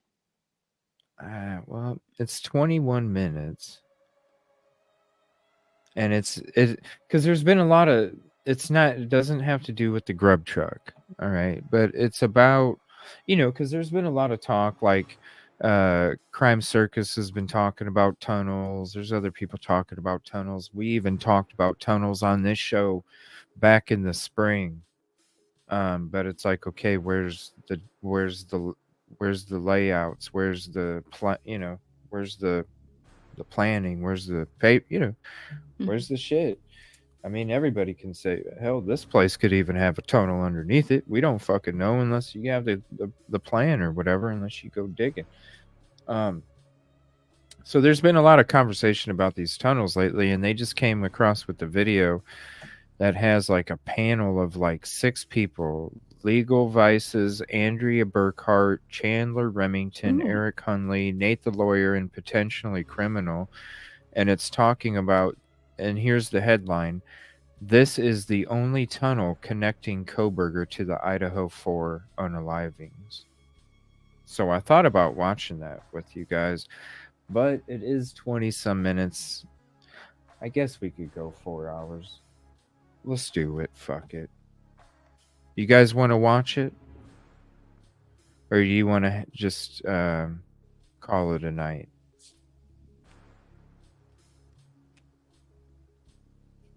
I've seen people eat food from here and wait. What? No. It's got to be a joke. You guys want to watch it? All right, let's watch it then. Screw it. All right. And don't forget to vote on that poll. I want to know what you guys want. And we'll get back. I'll have all the body. We'll do body cam deep dive episode 1 unless you guys want Grub Truck. I'm gonna put up. Maybe I should put up a community post asking what you guys want: Grub Truck or body cam. I want to do body cam. You know what? I need to do body cam. We already have Grub Truck up.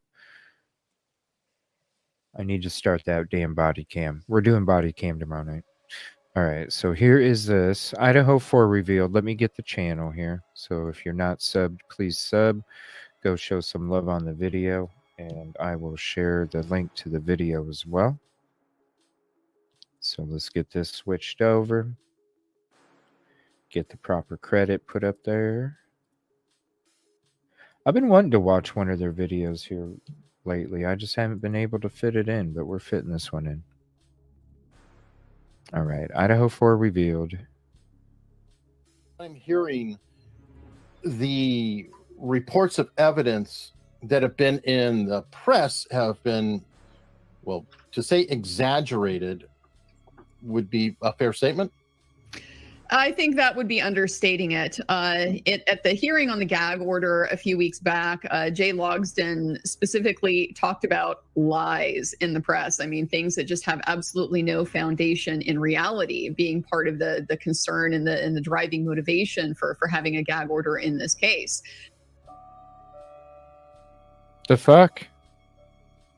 The hell's this?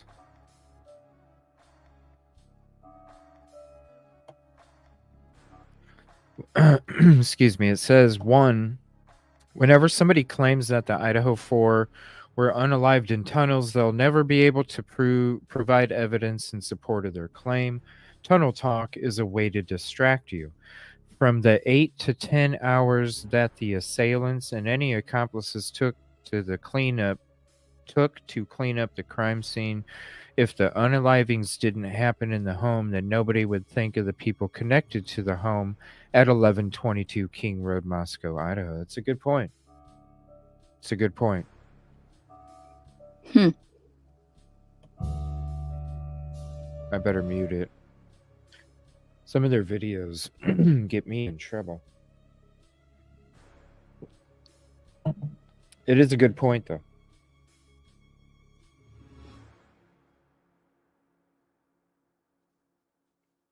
All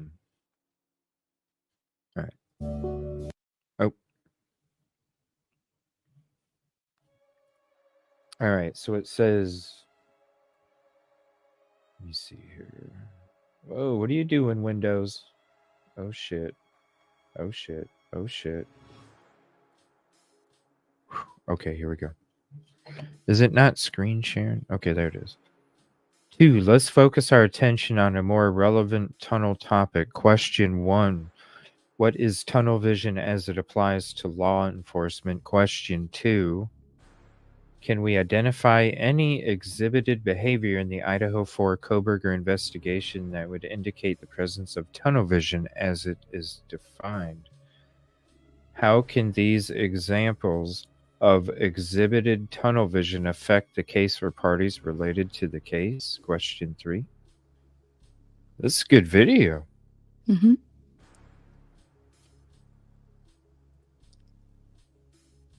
Oh, this was blocking it. There we go. So you can read that there.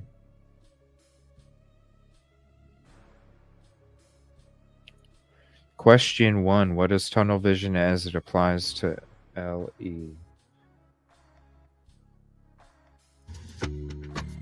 The consequences of tunnel vision can be quite devastating. In the worst case, innocent people might be convicted for crimes they never committed. Tunnel vision is one of the most common reasons why crime investigations go wrong. It happens when detectives hone in on a single suspect or a single scenario and become blind to alternatives. Key to understanding tunnel vision is a phenomenon known as confirmation bias. We have a strong preference for information that confirms what we already believe to be true, while we tend to avoid conflicting information. And this bias makes it surprisingly difficult to change our minds. To prevent tunnel vision, we're currently developing tools like checklists and computer software, but we also need to educate detectives about this problem.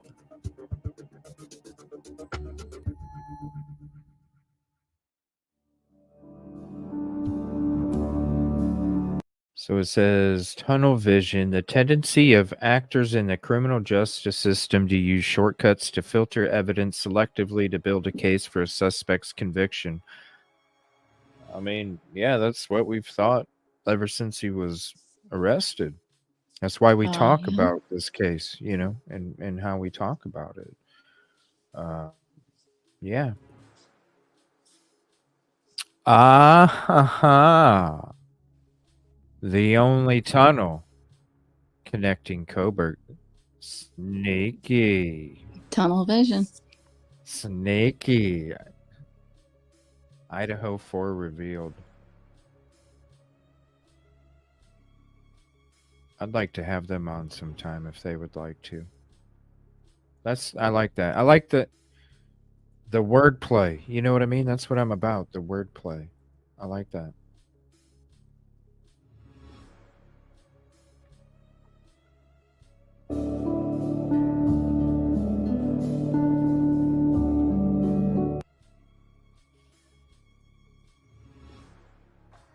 Tunnel vision distortion is particularly damaging in the investigative process. Investigators' misconduct becomes prevalent in note and record keeping, witness interviews, the interrogation of suspects, and the conduct of searches. The consequences are often the presence of incomplete or even entirely inaccurate evidence in the trial, which increases the risk of miscarriages of justice.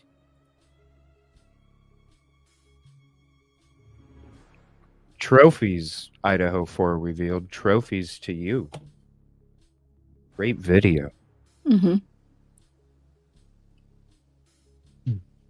I'm glad I was the first thumbs up. Thank you to the computer for giving me the breaking news as soon as that shit happened.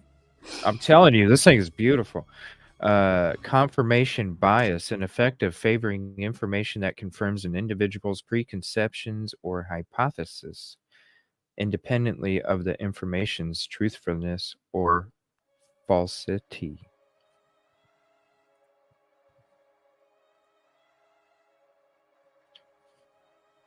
Exactly, Detective. I hope you're feeling better. How are you feeling, Detective?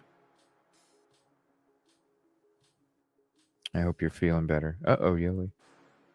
Question 2. Can we identify any exhibited behavior in the Idaho4 Kohberger investigation that would indicate the presence of tunnel vision as it is defined? Let's see what they say. Excellent video. Please, here's the link to this video. Before I read this part, here's a link.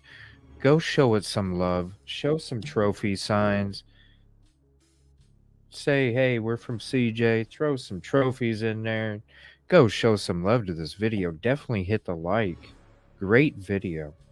Tunnel vision, November 13th. Excuse me, hold on.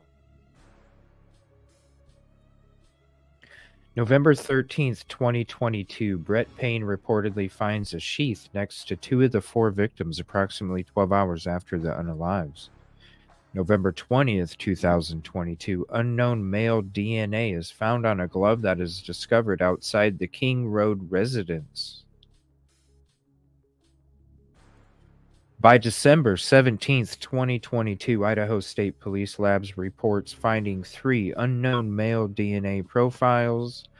Law enforcement had yet to receive a DNA sample from the subject. BK, as it continues. I'm loving this music as I'm reading. Where's my bat suit? I love the music too, by the way. Yes.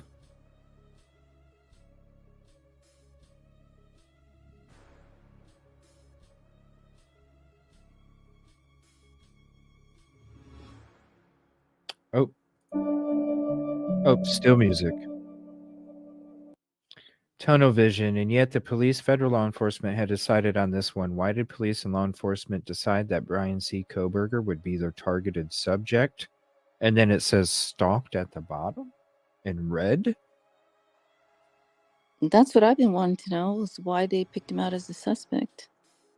It says right here, 622. Declaration of Ansi Taylor in support of defendant's third motion to compel. Wow, I remember reading that way back then, too. That was an interesting article. Defense has requested all DNA profiles, including 3 additional unidentified male DNA profiles developed during the course of law enforcement investigation. This information has not been supplied. So it says DNA profiles. All, yes. Yes, all of So them. did they create a profile for all 3 of them? 3 additional unidentified male DNA profiles, Yolie. I'm getting stuck on the word profile because 3 additional sources of DNA Developed during the course of the law enforcement investigation. Interesting. Yes, it is very interesting. Great fucking video, Idaho4 revealed. Damn.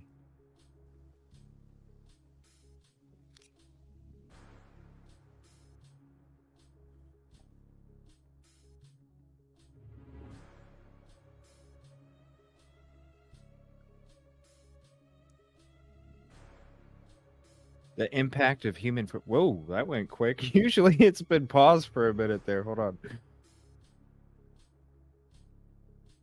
Come on, give it back here. Where'd it go? The impact of human factors on criminal investigations. Tunnel vision continued. A phenomenon categorized by an overly narrow focus on a particular investigative or prosecutorial theory. Oh, this guy's talking. Sorry, I have to mute it so I don't get slapped from the music.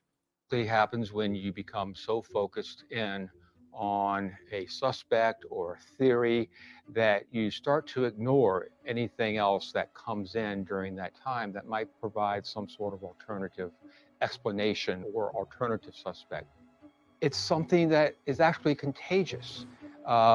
It can be passed along from the investigator to the prosecutor to the judge. It's just a natural way that we deal with information. It's one of the shortcuts that we take. There are ways to guard against it. There are ways to prevent it. It mostly involves having somebody looking over your shoulder, checking your work, playing devil's advocate, because once you fall into that tunnel vision trap yourself, which we all do, we're all victims of it, we can't see it. We don't recognize it, but people around us can, and they have to be able to step in and say, wait a minute, maybe you want to look at this in a different way. In every single wrongful conviction case, you are going to see an example of tunnel vision. However, more importantly, tunnel vision is going to cause good cases where you've identified the right suspect and you're on the right path. Tunnel vision is going to cause you to do things or to miss evidence or to screw that case up somehow, which is going to result in either the case getting dropped or the person being found not guilty. Confirmation bias is just what you might consider to be a subset of tunnel vision. What happens with confirmation bias is you begin to seek confirmation rather than information. You're not trying to gather evidence impartially and interpret it impartially. You're only trying to get evidence that confirms your preconceived notion, your theory. Now, there's a time in an investigation where you need to focus. You can't go exploring every single little rumor or lead to the fullest extent. You need to focus somewhat because that's how you move an investigation along. There are certain advantages to tunnel vision, but it's when you begin to totally ignore or disregard anything that may upset your theory. That's when it becomes dangerous. One reason that a lot of cases get overturned is because of what we call Brady violations.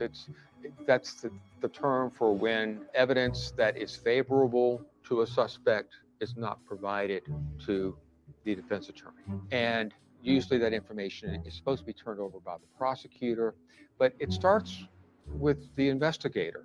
If the investigator is suffering from tunnel vision, if they're so locked in on this person as their suspect, and this new information comes in that could very well be very favorable to them, it could be an alibi, it could point to another suspect.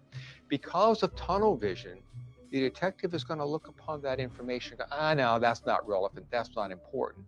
And a lot of times it doesn't make it from the detective's file to the prosecutor. Not only that, the detective isn't going to follow up on it appropriately. So what happens is the detective has lost a chance to follow up, maybe disprove an alibi, maybe find an alternative suspect. By going back and actively and aggressively working to identify and prevent tunnel vision in your investigations, one, you're ensuring a quality investigation. Two, you're also protecting yourself from a good defense attorney during cross-examination. who's going to bring up all the things that you missed and then follow up on because you were so locked in to this one theory. And 3, it's going to protect you from liability in the long run. Things do go bad sometimes, but if you've done the best investigation that you can, if you've crossed your T's and dotted your I's, and you've taken steps to show that you're open-minded and that you're just searching for the truth rather than for confirmation of what you believe to be true, then that protects you. It protects your reputation, it protects your department, it protects your livelihood.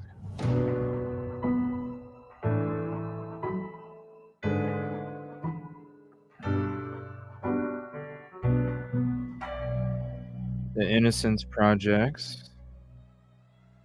This is a very well put together video. I think it's probably, I'm going to be honest, out of all of them that I've seen from Idaho4, I think this is probably the best one that I've ever seen. Bravo to Idaho4 Revealed. Thank you.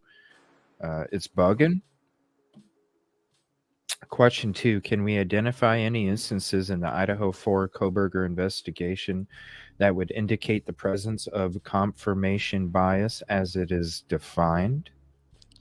Yeah, the coroner saying that the toxicology results were going to be irrelevant and dismissing people like quickly as suspects. Mm-hmm. But that's just my take. And thank you for your take, Yolie, because it makes damn good sense. To identify Elad's definition of confirmation bias, the following must be present. 1, an individual's preconception or hypothesis. 2, acquired information that the individual believes is favorable and in support of his or her preconception. And 3, an apparent disregard for the data's true applicability. This is very interesting. Oh, chat's a little buggy. I'm sorry. It's YouTube. At least StreamYard's showing me your guys' chat. It hasn't twice tonight. It's ridiculous. Brett Payne's preconception begins when he asks area law enforcement agencies to be on the lookout for white Hyundai Elantras in the area. It is November 25th, 2022. On November 29th, 2022 is when WSU Officer Tiango comes up with one white Elantra Bryans that is listed as being registered in Pennsylvania. The time is 12:28 a.m. The registration is valid. Let me get rid of that so you can see that. Now, this WSU officer Tango, I wonder if he's friends with Payne. Just thought.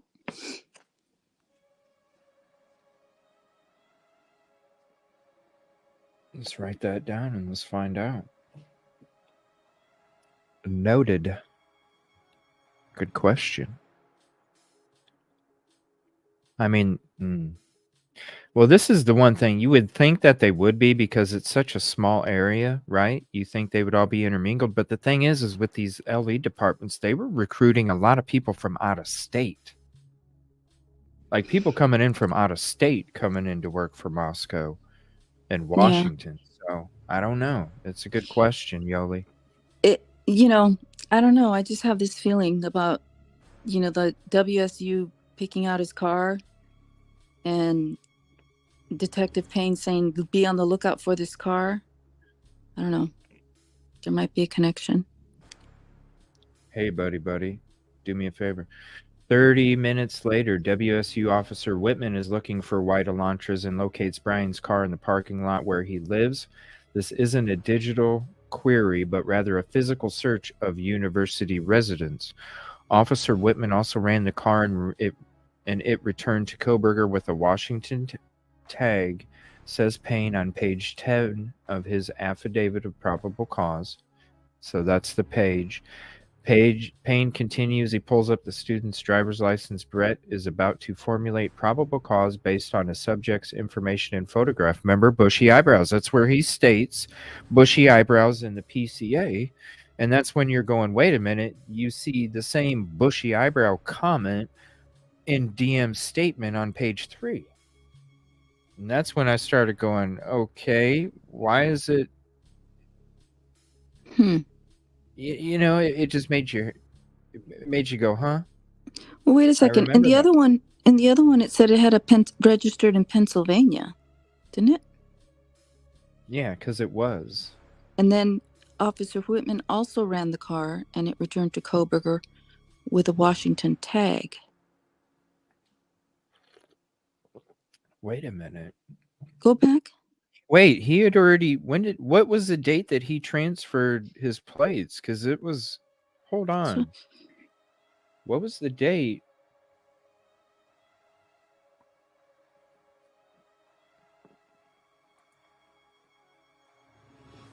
What was the date? You know, I don't know. Go back one more. Just one more.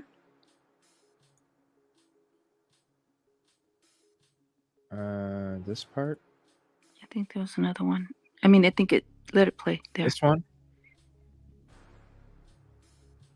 Okay, it says Washington tag.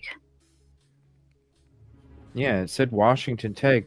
And that's on the 25th, right? Yeah. 29th. Hold on a minute, though. Why is it coming up being registered in Pennsylvania? I thought... See, didn't he change his plates? Yeah, before that? That's what, or that's it was what I was talking after about. this? WSU Officer Tango comes up with the Elantra, and it's being registered in Pennsylvania. That's on November 29th. Then Officer Whitman. Yeah, it says who's a different Pennsylvania. officer. Yeah, So it says Pennsylvania. It says But- Oh, whoa. But hold over on a here, minute. It Officer says Whitman. Washington. Officer Whitman 30 minutes also later. ran the car. That's right. It did say. Yeah. So that was right. Listed as being registered in Pennsylvania. That's one officer, Tiengo. He's the one who looked it up, and it was registered in Pennsylvania. Then you have 30 minutes later, WSU Officer Whitman, not Tiengo, is looking, and he looks up the information. Washington and tag. It is a Washington tag. So how 30 minutes later, how do you go from Pennsylvania to Washington? In the same parking lot. Yeah. Hold on. In the same parking lot. It doesn't state it here, but they didn't follow his ass home. Right.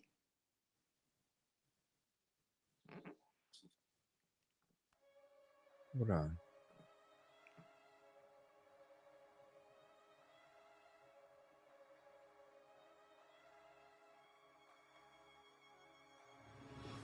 I need to reread that PCA.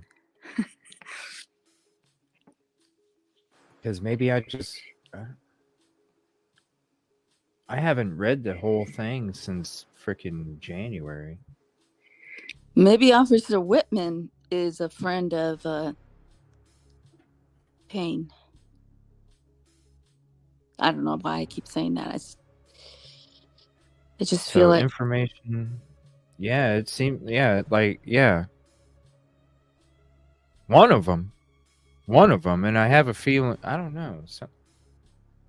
One of them. Yeah, fresh notes from the PCA. I like that title, Kelly. I wish I could be on in the morning, but I can't. Information that Brent Payne acquired and considers favorable towards and in support of his preconception about Kohberger's culpability in the unalivings at King Road residence. Brian's driver's license photo that shows that he has bushy eyebrows. Yeah, the bushy eyebrows is so subjective when you're looking at somebody's driver's license. That's when I read, because I remember reading those two things. When I got to that part, then it made me go back to the beginning of DM statements. I'm like, dude, who says this is the first interview? Who says he didn't say, hey, did they have bushy eyebrows? And she said yes. And then you put it in the fucking PCA, you know, like, I don't know. It just seemed really weird to me. Almost that's what made me really start wondering if it was suggestive stuff. that was answered. You know what I'm saying? Like suggestive stuff and then used in the PCA. Because who in the fuck says clad in black, as a 20-something-year-old? Come on now. Brian's August 21st routine traffic stop at Farm Road and West Pullman Highway in Moscow. Registration up to date. Okay, was it registration up to date in Pennsylvania or Washington? It would be Pennsylvania because August 21st was before all of the stuff took place. Right. Okay. So back then when they looked it up, it was registered in Washington. Right. I mean, so August 21st was when he got pulled over. That's a couple months before the crime took place. Then the one after that was the one for PA. Then 30 minutes later, it switched to Washington. Right. So if it was PA, so yeah, okay, that's the right sequence of events. I'm just trying to follow. Yeah.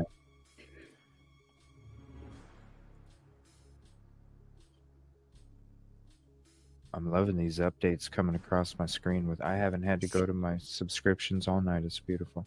11/13. Okay, so his birthday was 11/21. So he would have had to have changed his registration before 11/21. Information Brett Payne favored and used to confirm his preconception of Kohberger's guilt, regardless if he was falsely presented the truth.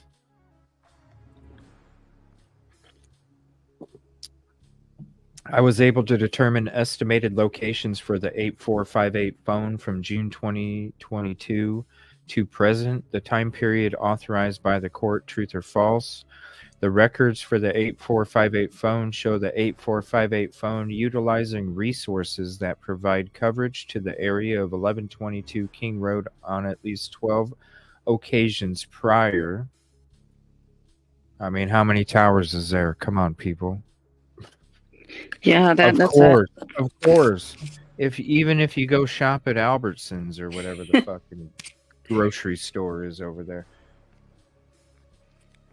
you're connecting to the tower, no? Yeah. Just like I said. I mean, you're connecting the stock to photo of the DeLorean. It's still, I mean, it's estimated connection. I think it said estimated. I estimated connections.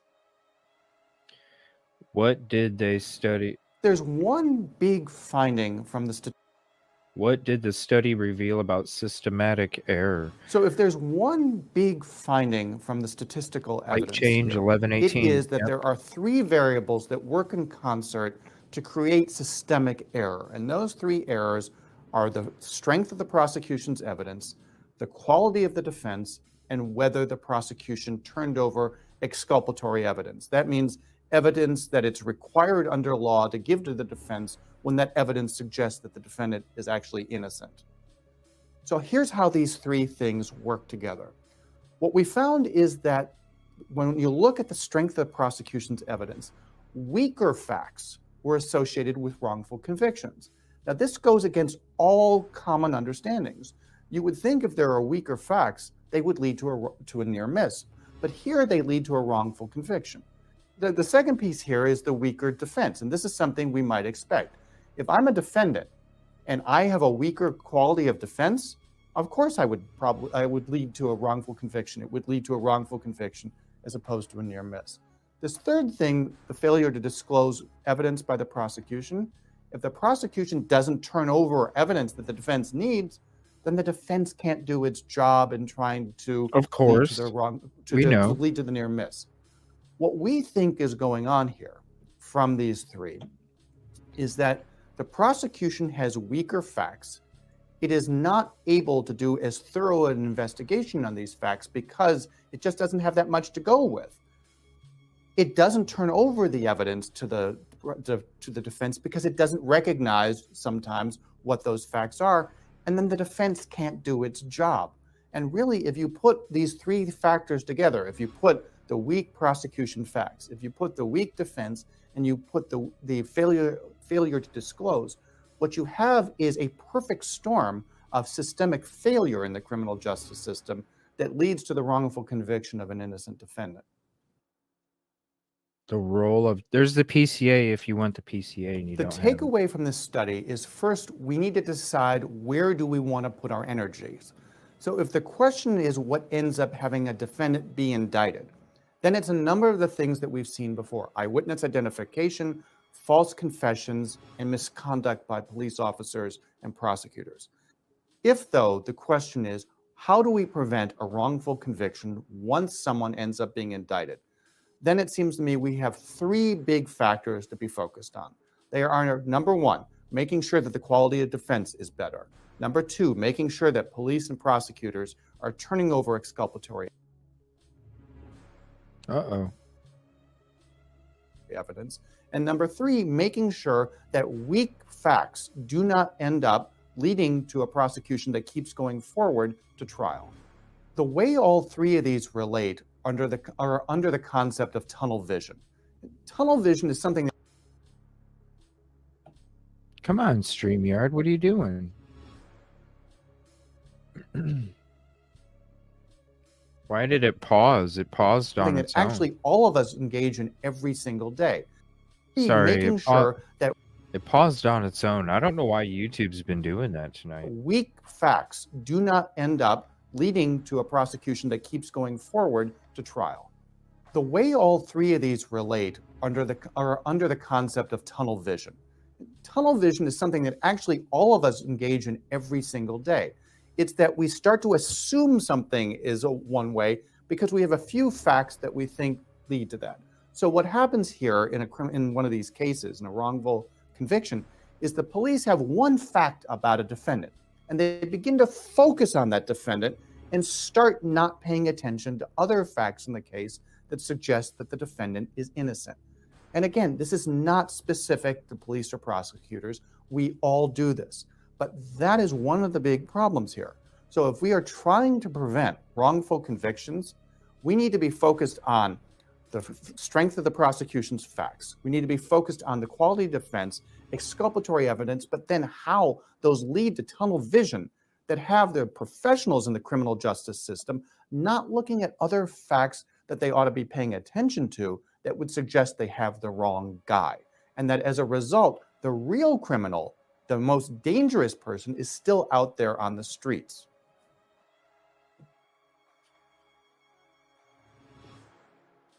Well, it's not meant to be overpowering what we're watching, but you hear it in the background.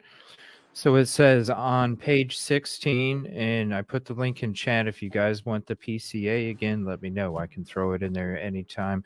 Please hit the like if you haven't yet. It's the free way to help. On page 16 of his affidavit of probable cause, Brett Payne clearly states that on August 21st, 2022, Brett Brian's phone uses the cell towers that the residents at 1122 King Road use for cellular service. B, while he is pulled over by Latah Sheriff at the intersection of Farm Road and West Pullman.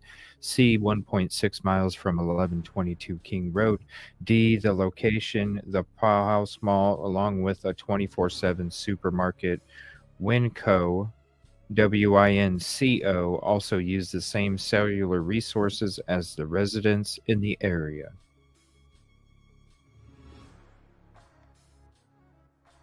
Yeah, I'm gonna do a show of I like that title. Thank you, Kelly. Fresh notes from the PCA, because that's what it's gonna fucking be. Yeah. Definitely.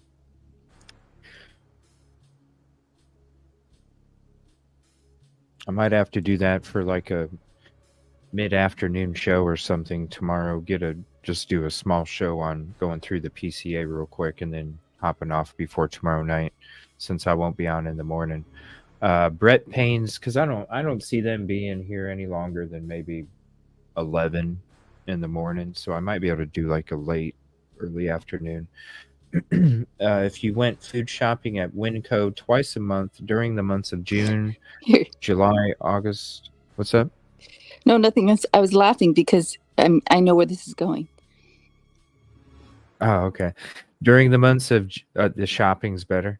During the months of June, July, August, September, October, and November, you would have gone for food there twice a month, as would your phone. At which places of business do you visit twice per week, even if for 5 minutes or less each visit? Brett Payne does not state the truth, but in a self-serving and deceitful way.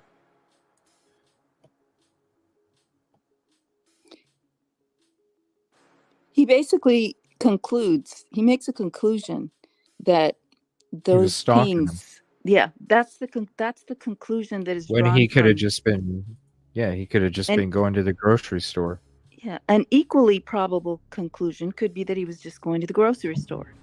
That's what I'm saying. There's only one tower over there, maybe two in Pullman, Moscow, 2 towers. I mean, just like it says, most of the residents too. Like, he could have been stalking the supermarket for all we know. Somebody at the supermarket. I go If grocery they want to go there. about twice. I go grocery shopping twice a month. Yeah, this Brett Payne is going to get, and if he goes under cross-examination, he's going to get torn apart. Does he work for him anymore? It doesn't matter if he's a witness and he was a primary investigator. He probably, I don't know where he is.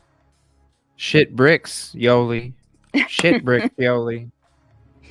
And I'm not talking about whoever you think I'm talking about. I'm talking about what we were talking about in Discord. Yeah. Yep. Why do people always think it's about them? You know what I mean? I don't know. It's just because they're paranoid. I don't know. Brett Payne's law of equivocation. He furthers his false implication by adding, all of these occasions except for one occurred in the late evening and early morning hours of their respective days, page 16. He fails to disclose Brian's location each of the 12 times, with one exception, Farm Road and West Pullman Road, Moscow, Idaho. If he soundly accepts this info as relevant to his preconception, then in itself demonstrates the effect of confirmation bias. This is a really good video. Shout out Idaho4 revealed. I need to add that to my list of people I'd like to have on the show. Going through the PCA would be sweet.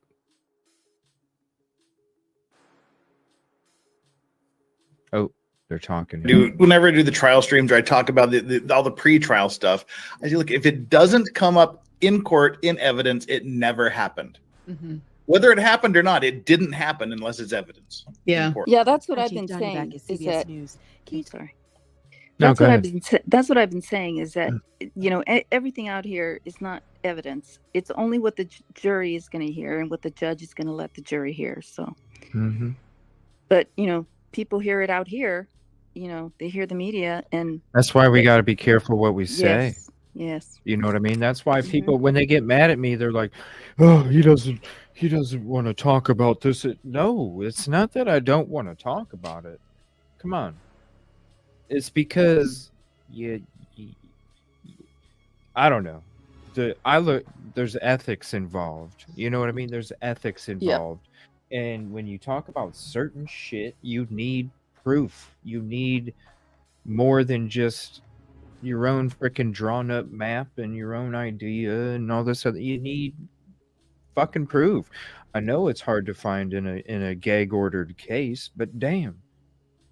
Well, the only thing you these can are people's do is family members. Yeah, and the only thing you can do is just maybe is speculate, but you always need to make sure you're saying that you're speculating and you're just trying to put some pieces together. But, right. What if you were trying to play basketball with no out of bounds? You know, shit would be all over the place. It would be all over the place. Can't imagine. People would be dribbling up the fucking stairs, going around, going to the parking lot, going down here. You know, if there was no out of bounds, you got to come on. Yep. Just like, you know, the freaking manhunt in PA, you know. What was it? Encapsulate. Capsulate. I don't even fucking remember. Something. Encapsulate. Encapsulate, pressure and squeeze. Yeah. I made a Capsulate, mnemonic. pressure, and squeeze. A mnemonic device, CPS, capsulate, Yeah. pressure, and squeeze. Yeah. There you go. There you go. Instead of saying I can do like the limbo or the limbo dance or something. I can do the capsulate, pressure, and squeeze. Damn it, fuck that. Yeah, that shit was crazy. And then I didn't understand why all the people were talking up about how they were so effective and shit. Come on now, 14 fucking days. I mean, it was brushy. It was brushy. Don't get me wrong. There's a lot of fucking trees over there, but come on, 14 The fucking border days, dude, hanging out in the same spot. Bortac is the one that got him. Way more questions than answers. Yeah, I'm gonna be doing I like that title, Kelly. Thank you. Fresh notes from the PCA. Yeah, I'm gonna do that. I'm gonna try and do that as like a hour and a half episode tomorrow, since I can't do the morning shit. Just get on for a little bit and then do tomorrow night's show. Body cam, get into the body cam, unless Unravel is available tomorrow night. If she is available tomorrow night, then we're going to do our fresh version of Grub Truck. Everybody voted overwhelmingly. You guys want a fresh dive on it, so I already let her know. So if I know she's restricted when it comes to her schedule, depending on nights and days and things like that. So whenever she is available, we're doing the Grub Truck. When she's not, then I'll go ahead and end up doing the body cam. And yeah, we'll go ahead and get into that. But I'm going to try and do like a short stream tomorrow where so it'll be a last minute notification. I'll definitely put it in Discord updates so you guys know. I'm going to try and sneak one of those out because I think I need to read over this PCA again. So we'll go ahead and end the night. I'm going to finish up the last 2 minutes of this video here. And Yolie, thank you again for hopping up. I appreciate you. Anytime you're available, you're more than welcome to hop up as well. No matter Thanks what. for having me. What's up? I said thanks for having me. Oh, no, thank you. I always appreciate having you. Connection to Pennsylvania. All I know is that he lives trial stuff. I say, look, if it doesn't come up in court in evidence, it never happened. Whether it happened or not, it didn't happen unless it's evidence. Yeah. Hi, Chief. Don, you're back at CBS News. Can you talk a little bit more about the suspect's connection to Pennsylvania?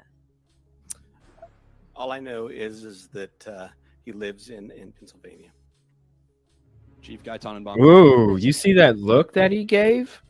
Chief Don, you're back at Is CBS News. Can you talk a little bit Let more me about see that the again. suspect's connection to Pennsylvania? Watch him look over. All I know is that he lives in Pennsylvania. Chief Guy Wow. Dude, can somebody please do me a favor? I want to, when I go into my PCA episode, do me a favor, please. If anybody knows what frickin' press conference this is, I don't want to watch JBWFLA now because they will slap the shit out of my video. I need somebody else's version of it. East Idaho News, Prem 2, somebody.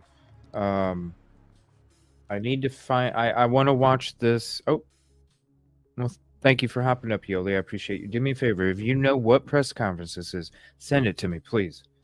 I want to watch. I want to watch this whole press conference when we go into this PCA. I want to watch the whole thing.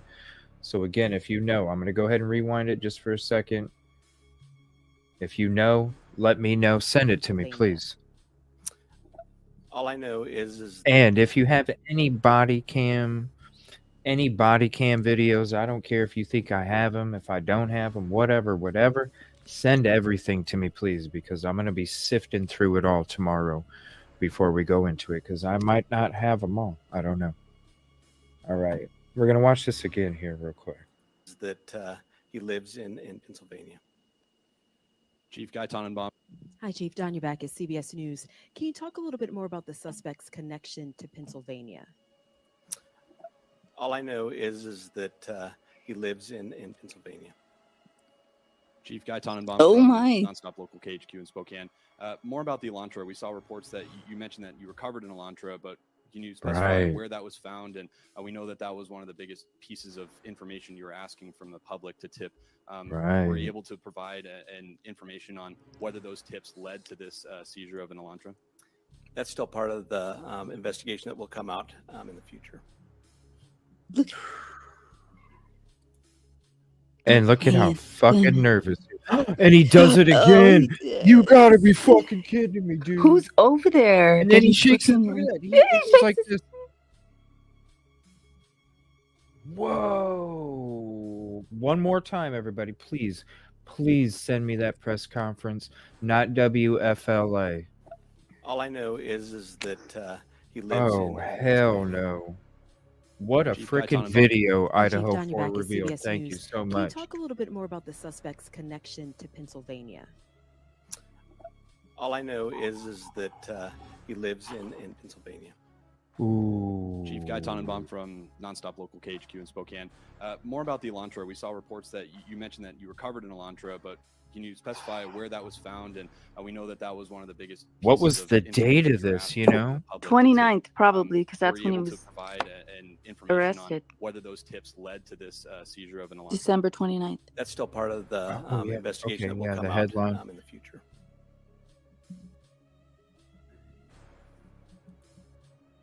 Oh, shit.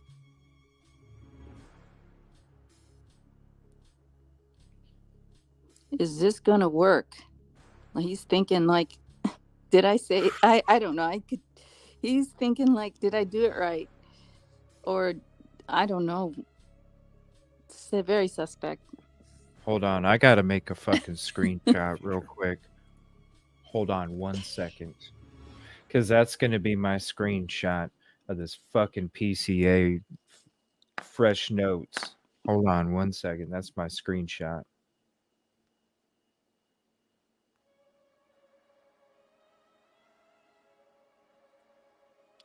Right fucking there. Yep. Right fucking there. Let me see here. Screenshot.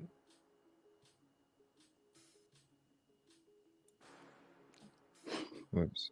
Hold on. Thanks for hanging out with me while I do this real quick. I'm sorry. I got to grab this. This is wow. That's freaking crazy. All right. I can save that later. What a video. Idaho4 revealed. Let me share the link again. Definitely go show some love. I would love to have this person on sometime. There's the link to the video. Go show it some love, please. What a video. Wow. Yep. See? First thumbs up and some trophies. There's proof right there. First thumb. Damn. Oh, that's my screenshot right there. PCA. With Fresh the notes. screenshot. Oh, well, this is what's gonna. I'm gonna give you my thumbnail. See where the flag is in between the flag and his right shoulder. I'm gonna put a little screenshot of a small couple pieces of the PCA. So he's giving that looking away from the fucking PCA. Oh yeah, that's good. Yeah, on the thumbnail. That's what I'm doing. Hmm. Doing all this shit, but looking away from it. Yeah. Okay. Yeah, please, somebody, if you guys have the WFLA, the one I can't watch that one. If you know what press conference this is, please send me I want to watch the whole freaking press conference. Send all the press conferences to me. Shit. Let's watch them all sometime on a show. Damn. I want to know who he's looking at. That's what I do. I that's want why to know who he's looking at. I want. That's why I want to watch the whole thing, because I need to watch the whole thing. I need to see the zooms and I need to see it all. I need to see, even if it's different versions of this press conference, give me different angles. I want to know who in the hell he's doing all this shit to. For Watch sure. it be somebody in a cowboy hat. He's looking at somebody in a cowboy hat. You know, I'm sorry we didn't get into any of the intro to the body cam tonight, but what a freaking episode tonight. Thank you guys so much. Thank you to Idaho4, Yolie, Unravel, Grub Truck, Yeah. Great episode. Thank you so much, everybody. Fortunately, right. I got to end it. We already hit 4:20, and I'm going to try and go ahead and wind it down. I got to get up early tomorrow to be available for maintenance people. So thank you so Okay. much, everybody. Good night, Appreciate you. everybody. Good night, Okay. everybody. We'll see you Bye. tomorrow.